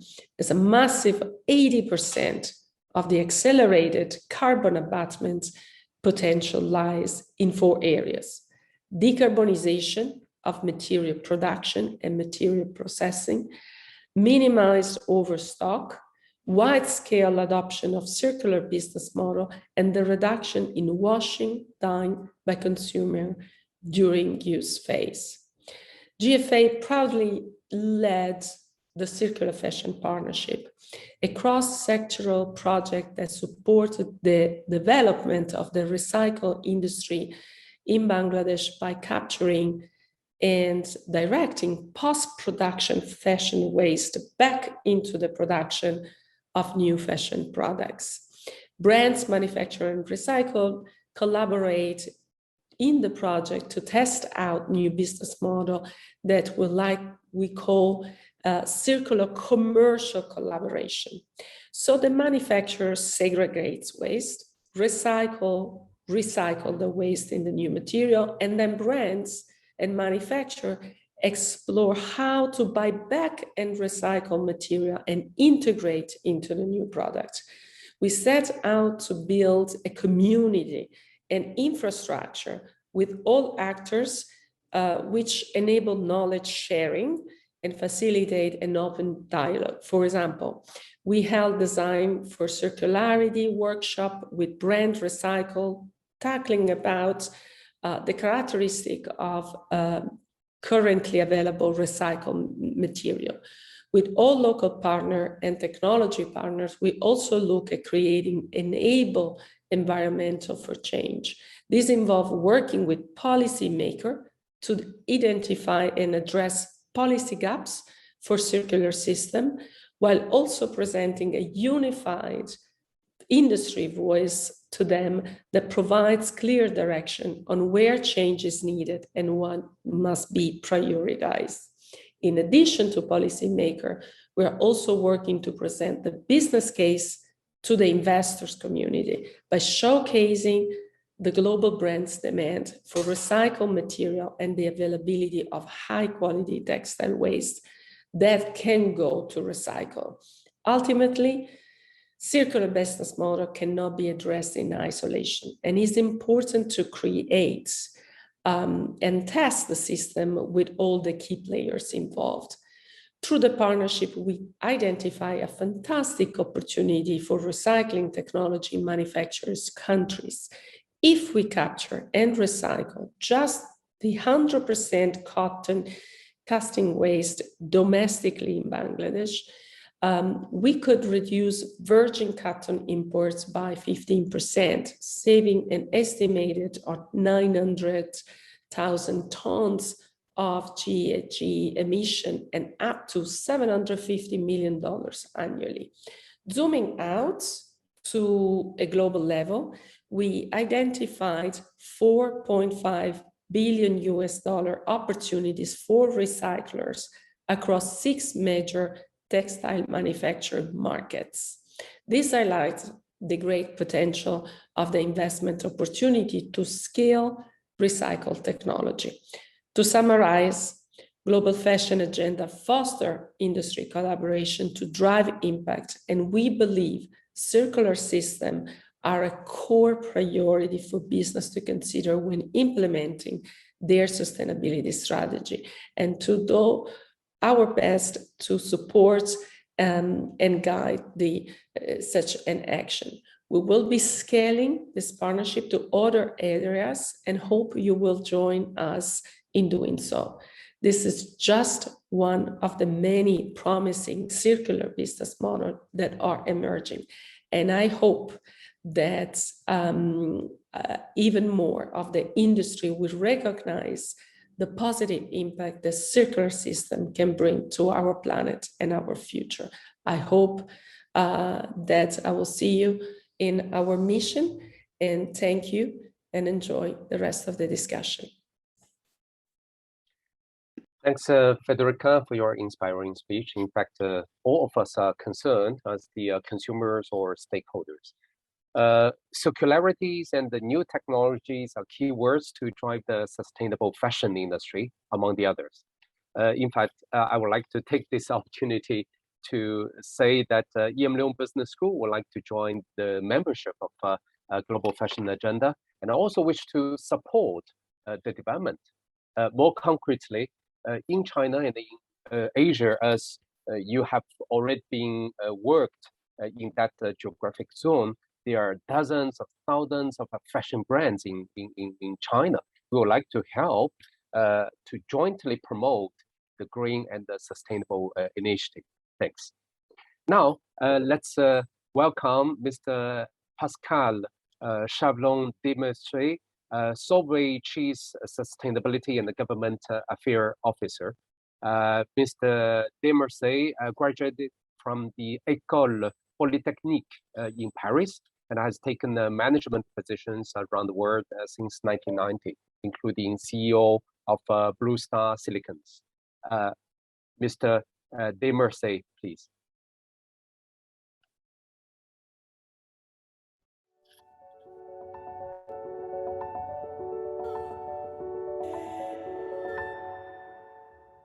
With close to 50 million electric, hybrid or hydrogen vehicles expected to be produced per year in the world by 2030, the chemical and material industry is an essential piece in the overall puzzle of this huge mobility transformation. Thank you for inviting me to this Smart Transportation and New Materials session. My name is Pascal Chalvon de Mercé, and I'm Chief Sustainability and Government Affairs Officer for Solvay. Solvay was founded over 150 years ago and is now present in 64 countries with over 23,000 employees. We are a science company which offers a large portfolio of solutions thanks to our technology and the innovation. Our purpose: we bond people, ideas and elements to reinvent progress, is a call to go beyond, to reinvent future forms of progress and create sustainable shared value for all through the power of science. The chemical industry has a key role in developing and mainstreaming critical building blocks to deliver sustainable mobility, the enablers. As members of the chemical industry, it is our objective to bring solutions regarding the sustainable mobility. 3 key enablers for sustainable mobility. The first enabler is to provide low-carbon technologies. The chemical industry is engaged to reduce its own emissions, align greenhouse gas emissions with the Paris Agreement and science-based target initiatives, phase out coal, reduce pressure on biodiversity.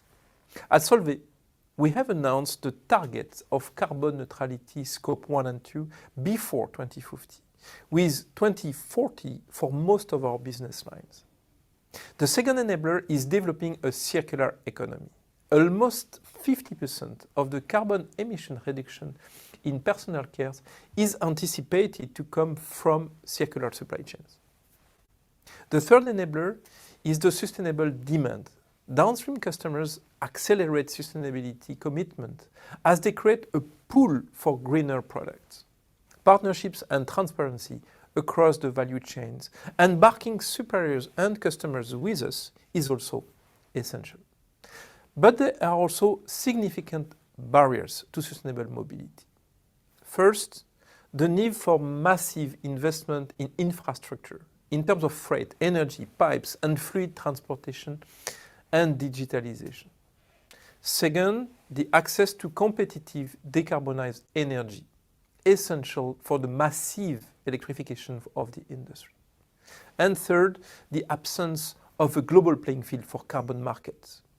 Differences in carbon cost and risk of carbon leakage lead to complex compensation mechanisms and slow down cooperation. Currently, only 15% of the world's emissions are covered by a carbon price. Europe's EUA is getting close to 100 euro per ton, while China's price is around 100 renminbi per ton. And the USA carbon market only exists in a few states. Looking at the automotive industry trends, the chemical and material industry is providing sustainable mobility solutions. 3 examples. First one, lightweighting. Thermoplastic battery design concept offers potential to increase power density by 23% and reduce weight by 55% by replacing incumbent metallic design. Second, electrification. Solvay is a key materials solution supplier in the electrical vehicle market. We provide solutions for e-motors, e-drive, power electronics that improve safety, power, and efficiency.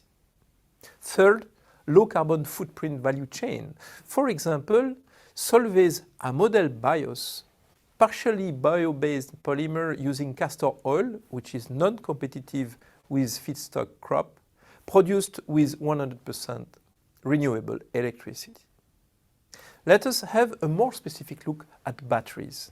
Solvay has a wide portfolio of specialty polymer formulated to provide light lithium-ion battery cells.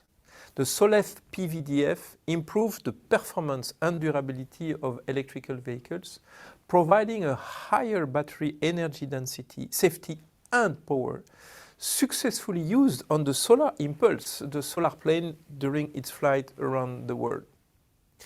Next generation of batteries too. Solvay is advancing its innovation power in the electric vehicle market, leading the development of advanced inorganic materials for solid electrolytes, a key component of solid-state batteries, and accelerating the scale-up of these materials. Full operation is anticipated for second quarter of next year. The battery recycling, finally, is a key challenge for the industry. And the Renault-Solvay-Veolia Consortium, or Alliance, is a systemic partnership benchmark in the industry as it spans the entire value chain from electrical vehicle manufacturing through battery recycling with lithium, cobalt, and nickel metal extraction and purification, thanks to Solvay's technology. Let us turn now to hydrogen technologies. Solvay has launched the hydrogen platform in 2021 to organize all Solvay's products, materials, and technologies relevant to the green hydrogen economy. The majority, over 90%, of fuel cells are based on proton exchange membranes technology, in which Solvay's Aquivion ionomer solution is a key element for proton exchange membranes and the electrode binders. Solvay leverages its broad advanced materials portfolio and know-how offering and continuously developing high-performance solutions for balance of stack, balance of plants, and hydrogen tank solutions for fuel cell electrical vehicles. Green hydrogen will be one of the most competitive low-carbon solutions for transportation applications in the future, starting with heavy trucks. And Solvay has also joined the Hydrogen Council, a global CEO-led initiative that brings together leading companies with a united vision and long-term ambition for hydrogen to foster the clean energy transition. Let us conclude on the importance to build global partnerships. Our chemical and materials industry is global. The supply chains are all interconnected. The sustainable mobility trends we observe are true in all regions, China, Europe, Americas, where technology champions are competing. Technological partnerships are needed along the value chain and across the planet to contribute fully and efficiently towards a sustainable future, creating an efficient and viable circular ecosystem. The challenges of the planet are huge: climate warming, nature degradation. Partnership and cooperation are boosters to speed up innovation, technology development, and deployment, and make them affordable to build a better world. Thank you for your attention.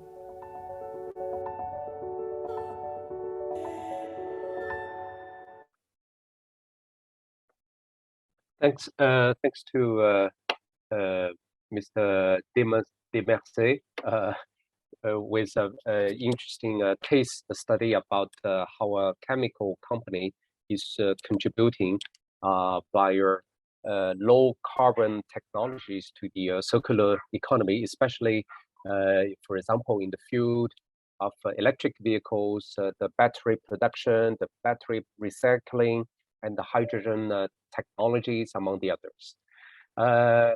After the presentation of the case in France, now we are shifting towards an Italian company. Now let's welcome Mr. Fabio Gallia, the general manager of Fincantieri Group.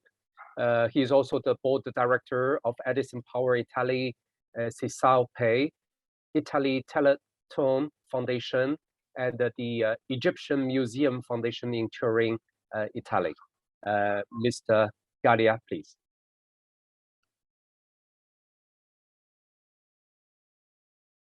Mr. Gallia? Professor, I cannot see Hello? Mr. Gallia.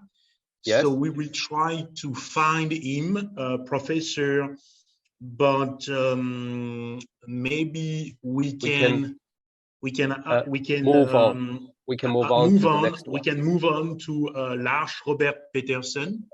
Okay. We will move on, and then we try to see what is happening with Mr. Galea. Sorry, Professor, but Mr. No Petersen problem. is with us. Yeah, is Mr. Lars Robert Petersen here? Yes, sir. Thank you, Mr. Wang. I'm here.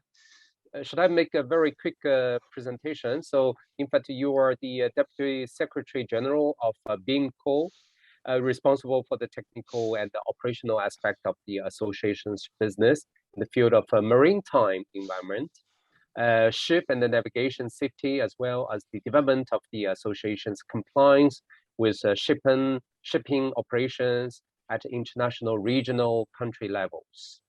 Yes, please, Mr. Petersen. Thank you, Mr. Wang, and good day to all. And David, thank you very much for including BIMCO in this important dialogue on net zero transition. Like Madam Frederica a little while ago, I'm unfortunately also suffering from a bit of a health issue, so I apologize if my voice is somewhat impaired. Friends, it is a great pleasure to be here today to represent the voice of the international shipping industry.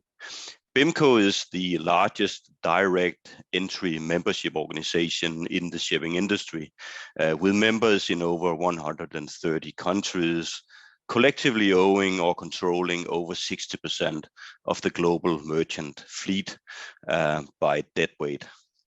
The shipping industry is committed to decarbonize, and we realize the scale of the challenge ahead of us. And to really showcase a little bit of what is ahead of us, we have made a short film to present the shipping industry and the decarbonization challenge. This film was launched at the very recent COP26 in Glasgow, and it would be a great pleasure if we could show it here. And I'm sure, David, that you have all lined up. I hope, and so if we could show it now, it would be really great. Thank you. So you have the slides, right, to share with us? No, David should have prepared the short film to show, but let's hope. I think it's here. Yeah, good.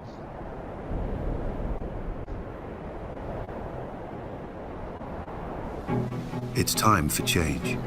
Change that will be seen and felt for generations. It's time for the shipping industry to accelerate our work towards a sustainable future. A future that keeps the world supplied with everyday goods and trade still global, but our emissions fewer. It's time for our industry to focus our efforts on cleaner energy, where harmful methods are permanently substituted for greener ones. And while the development of alternative methods has already begun, there's still much more that must be done. We will be defined by our actions, not by our words. Solutions must be our priority instead of just an afterthought. Decarbonizing our industry must come first as second nature, because we have a responsibility to make global trade greener, our industry cleaner. And they say the change starts at home. But the time has come to think about change on a much greater scale. Now is the time to use new technology and increase the use of greener fuels. And we accept it's taken a climate crisis to make us realize how important the ice is and understand the scale of what is needed. There is no turning back, and small steps are no longer enough. Our industry's transformation cannot happen overnight. And as consumers, we need to learn that cheaper isn't always right, that greener comes at a price. So it's time to see industries working closer together and recognize that the scale of the challenge is of mind-blowing proportions if we are to succeed. As we explore the science, we need to triumph for the good of our planet and its people. It's a case of when, not if. Now is the time to pool our resources, understand that this won't just be sorted, and act on the unprecedented shift to decarbonize, and realize that we cannot turn our backs, because there is no turning back.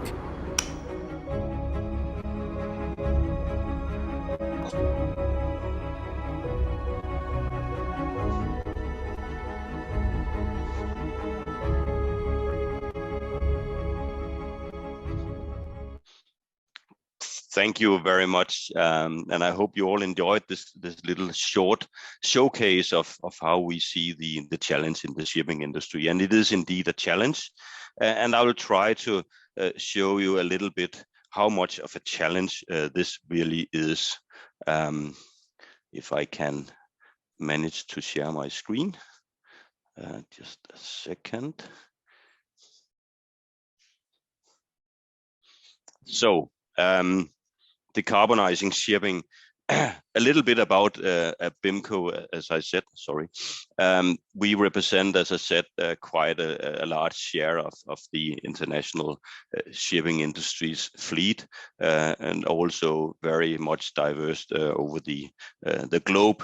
And you can see the major segments and the major shares of the biggest membership companies we have. But enough about BIMCO and really what this is all about. This is about the international shipping industry and our emissions.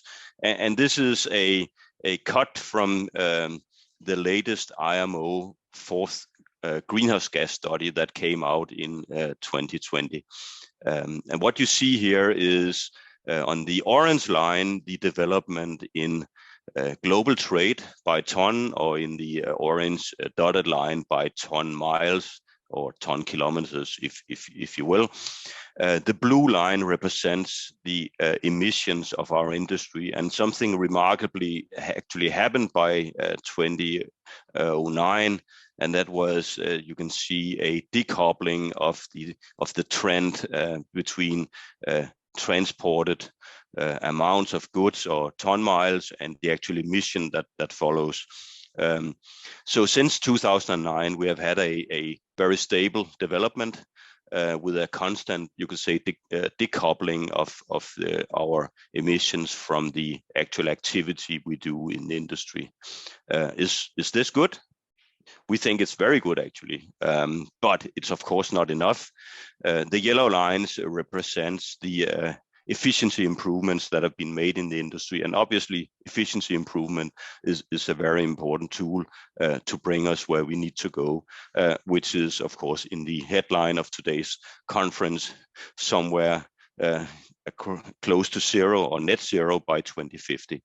But let's look at the development in global trade volumes, because this is really a key driver in our industry. And what you have seen in the golden years, and actually we can extend this curve all the way back to the 70s, and it actually shows a very stable increase over the years. But of course, the financial crisis in 2008-9 made a huge dip in our demand for trade in goods on the global scale. So we had a new normal developing from 2011 and onwards, all the way up to the influx of the pandemic. And obviously, I have to say that this study and where the basis of these numbers actually stop in 2018, which means that the green and the red prediction, you can say, is some kind of an expected development because of the pandemic. It has turned out that pandemic really did not change very much for shipping, although it made it very difficult for us to trade from a human perspective, but actually trade in volume and in tons have actually been remarkably steady. It seems that everyone around the globe have spent all their money on goods rather than on services.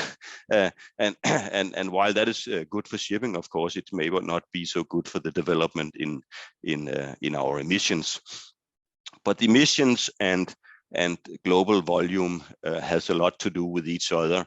And this study have predicted what happens all the way out to 2050 in the various segments of the industry.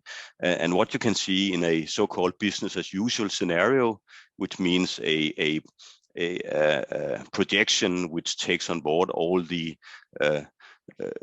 new requirements, developments that are decided on the policy level, and those requirements or those new changes from a technical perspective, which makes economic sense. They have been built into the scenario, and still there is a slight growth in emissions. You can see on the left-hand side. But of course, during this period, the development in the global traded amount continues to increase. Actually, by 2050, the prediction is somewhere around a doubling from 2008 values in transported goods. So our efficiency will increase or be a lot better going up to 2050. But it have to be a lot better because we need to go to net zero. The industry has collectively taken on board this notion. It is beyond the decision of the International Maritime Organization, which is the global regulator of shipping. IMO has still a 2050 target of reduction of 50% absolute compared to 2008. But we are quite convinced that the revision in 2023 of the global targets for shipping will include a net zero target. So we are quite clear this is where we need to go. And actually this involves mitigation of close to 1 gigaton of CO2. That is quite a lot. We believe, and doing that, of course, requires a maximum of energy efficiency. All the gains we can get from energy efficiency must be gained because mitigation of this scale is not cheap, as we said in the film. It does not come cheap because the various things we need to do. Here are hull optimization, propeller improvements, engine improvements, and not least wind propulsion. The old technologies are coming back, becoming fashion big time, and we can probably harvest something like 20 to 30% efficiency improvements by utilizing wind assist at a large scale in the industry. And we should do that because the new fuels, the e-diesels, the e-methanol, the e-ammonia, all building on green hydrogen. We heard it in the previous session. This is all possible. This is all doable. It's also very, very expensive to do in terms of energy use to actually do it. And of course, the cost for these new fuels. So the challenge which we have is, of course, not that the shipping industry should mitigate a gigaton of CO2. That is actually that the world needs to mitigate almost 40 gigaton of CO2 by 2050. And that is a massive scale. And we have to remember that these e-fuels we're talking about, which we think can be a savior for many industries in the mobile sectors, they require vast amounts of sustainable electricity. And does that really exist yet? Well, we know sustainable electricity exists, but we have to look at what do we get out of it also, because 1 kilowatt hour of sustainable electricity, taking out 1 kilowatt hour from a coal-fired power plant can mitigate up to 1 kilo of CO2. Doing the same on a ship, for example, by replacing oil with one of these new e-fuels can maximum mitigate around 150 grams of CO2. So there is something to consider here also in terms of timing. When do you introduce the various solutions?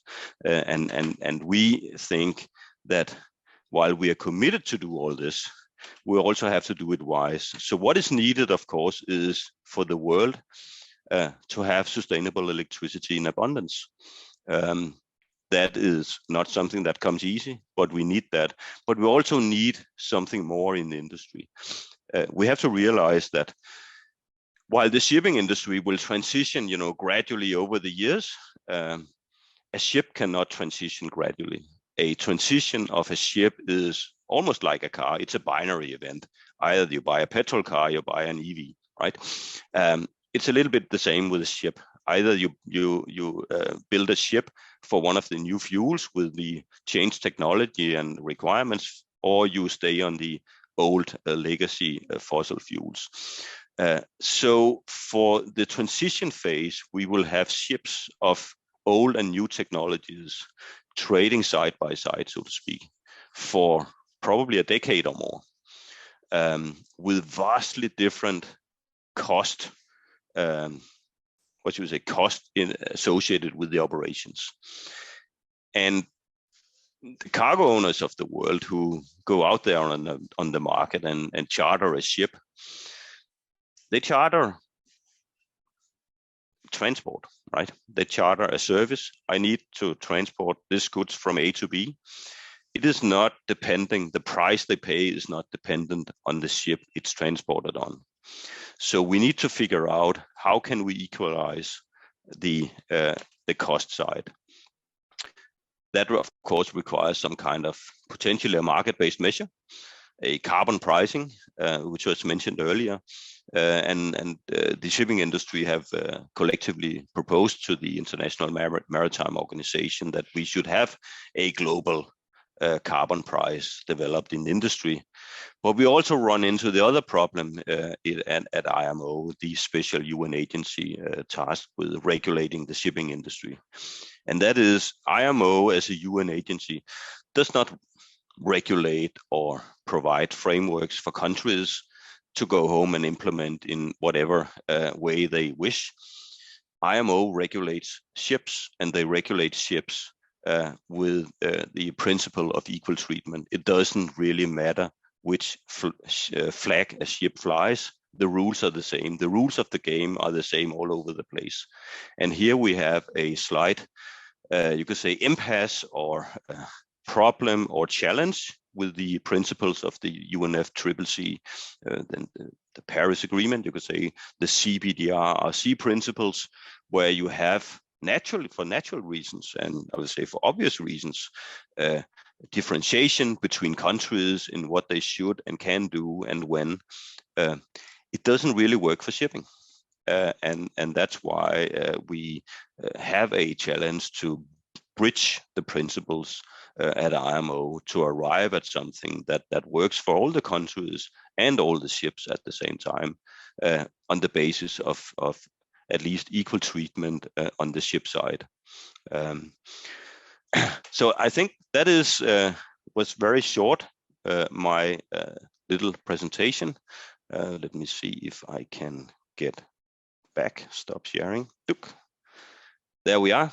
And that concludes my little presentation about the shipping industry. It was not so much about frontrunners in the industry, because we certainly also have a lot of frontrunners in the industry who do a lot of good work. And we have some very prominent ship owners who are investing very large sums in new ship technologies, who can operate on a net zero fuel already in this decade. But what we need, of course, is the scaling up and the very large and wide application of these technologies and methodologies to the entire industry to meet the challenge. With that, back to you, Mr. Wang, and thank you very much for allowing me to give this short presentation. Thanks, Mr. Peterson, representing Baltic and the International Maritime Council to talk about the global shipping industry. This is also very impactful presentation, talking about the agenda of net zero by 2050, the mitigation of 1 gigaton of CO2 by increasing fuel efficiency and the new types of fuels of energy sources. From one side, you have illustrated the very positive trajectory on the decarbonization in the last several years. While it is also interesting to not say interesting, but we should say that another pessimistic scenarios of global trade that sort of the contribution to the decarbonization is not desirable by the industry players. And at the operational level, how to bridging two principles of different types of ships by working together with ship owners, ship producers on renovating the old ships and building the new ships there are lots of things to do on that agenda. Thank you very much. And now let's welcome Mr. Aldo Civic, Italian architect and designer, and the founder of Civic Workshop. He is dedicated to the development of the diverse and the sustainable solutions in architecture, interior, and the design. Yes, please. Mr. Civic. Good afternoon, good morning, good night. Yeah. I mean, I have a video that if you start the video, good, I can tell you. So I'm developing a research project in Tongji University here in Shanghai. Very nice. I'm here to show this place is called NICE 2035. It's a project born from the vision of Professor Lu Yongji. He's now seems the vice president of Tongji University. Exactly, he's the vice president of Tongji University. This was his vision. And I'm developing this project as creative director. Basically, it regards the renovation of the public spaces of Siping. Siping is a very populous working class district of Shanghai, close to our university. The houses here are from the 50s and are called Xinjun, which literally means new village, made for workers, and they are mostly inhabited by elderly people. The basic idea that we have for this urban regeneration project is to integrate the old local community with the new one related to the university. And we are attracting talents, ideas, emotion, that they become kind of a catalyst for a whole new experience, realizing in this place labs, co-creation spaces, and other public spaces and social activities. Regarding sustainability, our goal is first, zero carbon approach on architecture. That in our way means instead of throwing down the buildings to make new ones, we improve the outside and the inside of the existing ones. And at the same time, we don't destroy the existing local communities. You know, what you see in Shanghai today is that you walk in the old part of the city, they throw down, there is a devastation to build these new towers. So this idea is how to improve from outside, from inside. So second is the renovation of the living units. I live myself in one of these apartments that I renovated that became a very popular example in China. And third is a sustainable design inside the living units, which means that what I've done, that is the beginning of a big story, is that all the furniture and materials are conceived to be recycled or recyclable. Basically, what's happening is that all the Chinese media are reporting and following with great interest this experimentation. And we hope this to become an example for future renovation planning. That's it. I'm very short. I hope that it was quite explanatory. Thank you. Thanks a lot, Professor Civic. In fact, I am also the fans of your design, right? In fact, your sort of the home or apartment in Shanghai has been widely circulated. Yeah. Yes, I have also read that for several times, including the video. We have also, I personally was involved in a social network talking about the urban regeneration project. Hopefully that in the future that we can have the honor to invite you and share this very interesting idea, a very good combination of the design and the sustainability. Thank you very much. And I suppose that are you still here in Shanghai?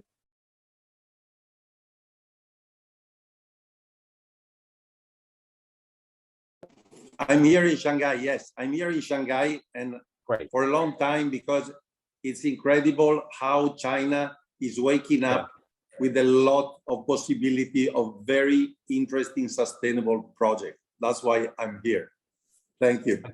Again, thank you very much. Your video has a very powerful image to deliver the message. Thank you very much. Thank you. Now, thank you. Now let's welcome Mrs. Caroline Chen. Caroline Chen, Zhen Yi, right? You are the artist and the curator who has been promoting Chinese ceramic art for decades at an international level. So you have co-founded the Yi Design in 2021 after working for over 30 years. Yes, please. Thank Caroline. you. Thank you, David, for inviting me to this platform. I'm an artist, and as I've been working in this field since 1989, I find that there's a lot of ceramic waste produced every year in China. I will show you, let me upload my PowerPoint here. All right, so can you guys see the PowerPoint? Oops. Yes? Can you see the PowerPoint? Yes. Okay, so every year there's 18 million tons of ceramic waste produced in China itself, because we are one of the biggest production countries in the world for ceramics. So, you know, in the Song Dynasty, you can see like in Jingdezhen, you can see like sites like this, which is like mountains of ceramic waste. That is like, this is in Song Dynasty. And so even up to now, every year, 18 million tons of this stuff is produced. And usually they are dumped in like in the environment. They have no idea how to take care of the ceramic waste. So as an artist, I've been working in this field for so many years, and in Jingdezhen, every year we're driving around, you know, around town, and you always see ceramic waste in the domestic garbage. And so in 2015, we decided to think about how we can take care of this and make something else out of it. And we started using this in terrazzo flooring. So we took the ceramic waste back and we made it into like little aggregates, and we used cement and put it on floors and stuff and made some products out of it. But in fact, cement is a major pollutant. It's 3/4 of cement is made in China and used in China. And so we wanted to do something else. So in 2017, Carl, my partner now in this company, he went to England to Central St. Martin's, and he studied ceramic design. And he especially went and researched how we can actually use this waste material in another way to make it more sustainable. And so you can see, apart from just, you know, the plates that are fired badly, oh, it warped, oh, there's some bad, you know, like scratches or whatever it is inside these plates.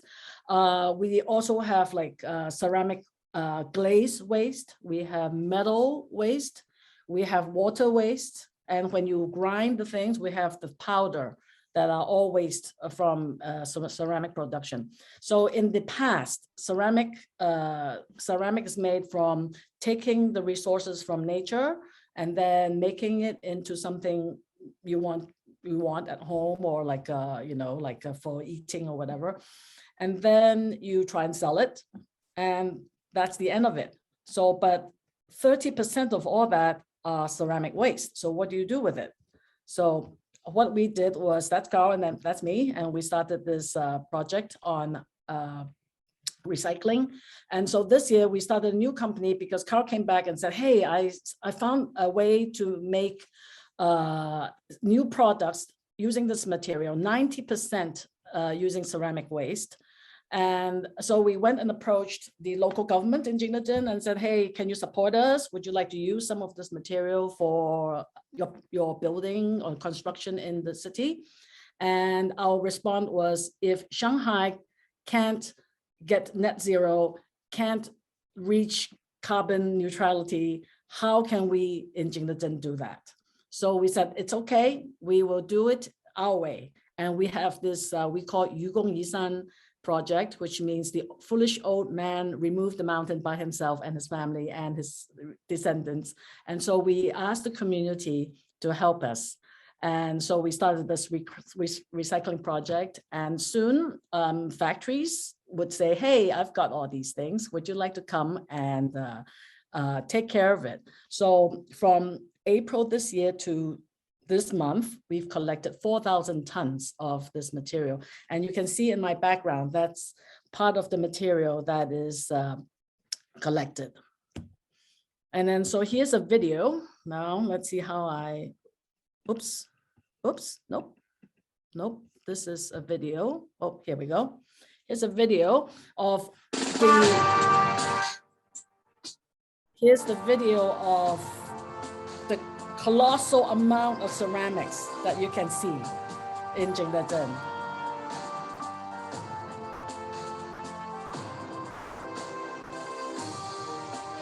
So this is one of the factories. We have to go in the middle of the night because during the daytime, these cars, these trucks are not allowed in town.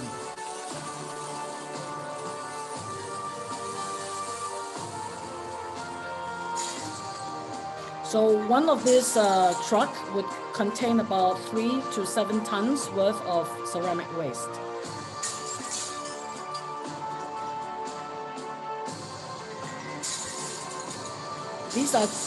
Those were gloves for the COVID rubber gloves making production. And this is our factory. And that's where we collected all the material. And like this, in fact, this room now is totally filled up with trash, so we have to now use the outside basketball area as well.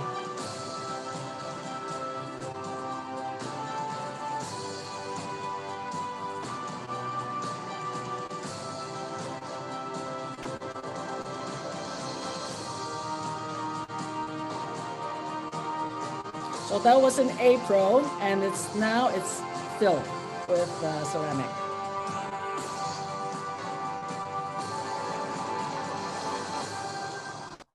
So that's our little promo video. So what we did was we made it into powder and like smaller aggregates, and we made them into building blocks, building bricks for outdoors and interior tiles.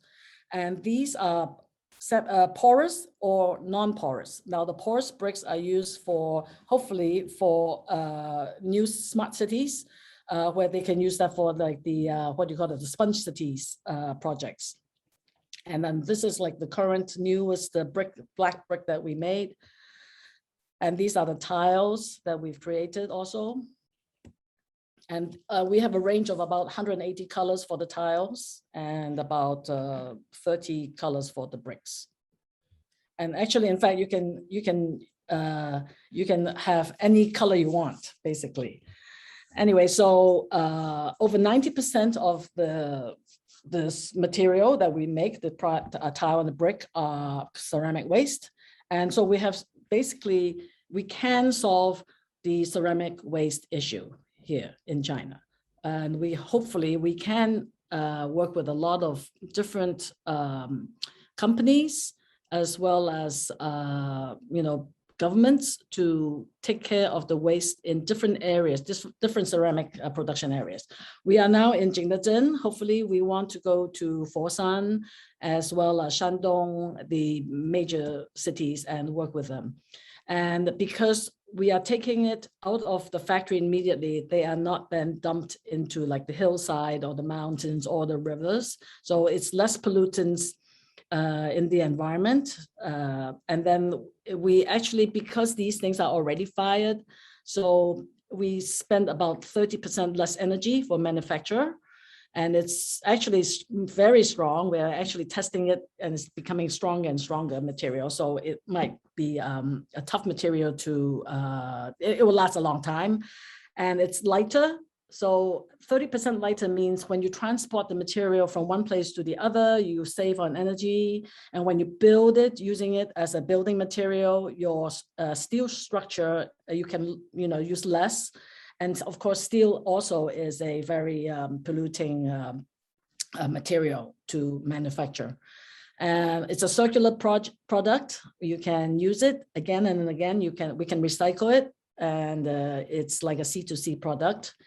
And in fact, it can replace cement because it's stronger than cement and it lasts longer. And so cement, if we can replace part of the ceramic cement making in China, that would be a really good thing.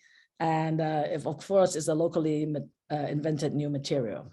So this year we've won a few awards, and this is our slogan: we are responsible world citizens. So thank you. And okay, so, that's my, sorry, that's my, oops. So that's my PPT, but we have some challenges as well. We wanted to use renewable energy for our factory, but it doesn't exist.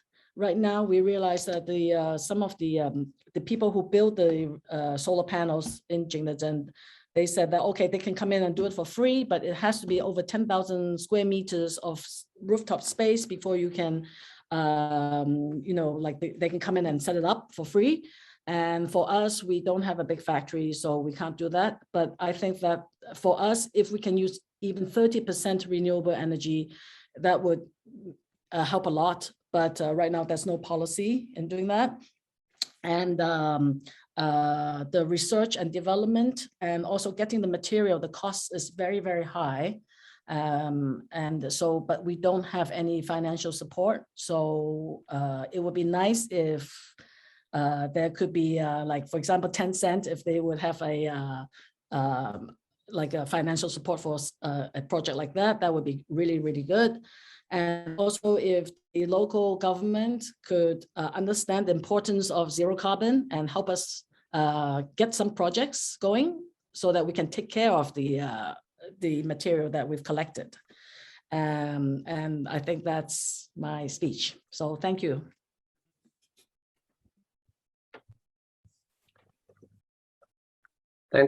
Thanks a lot, Caroline, for your presentation. For the business outsiders, it is amazing to see that the ceramic industry in China is generating at least 30%, otherwise 50% of the waste during the production. And you are using over 90% of recycled ceramic waste to build blocks as a kind of the future project. Try to start from Jingdezhen, then to the Foshan, Shandong, Tangshan, maybe that region, also very famous for the ceramic products.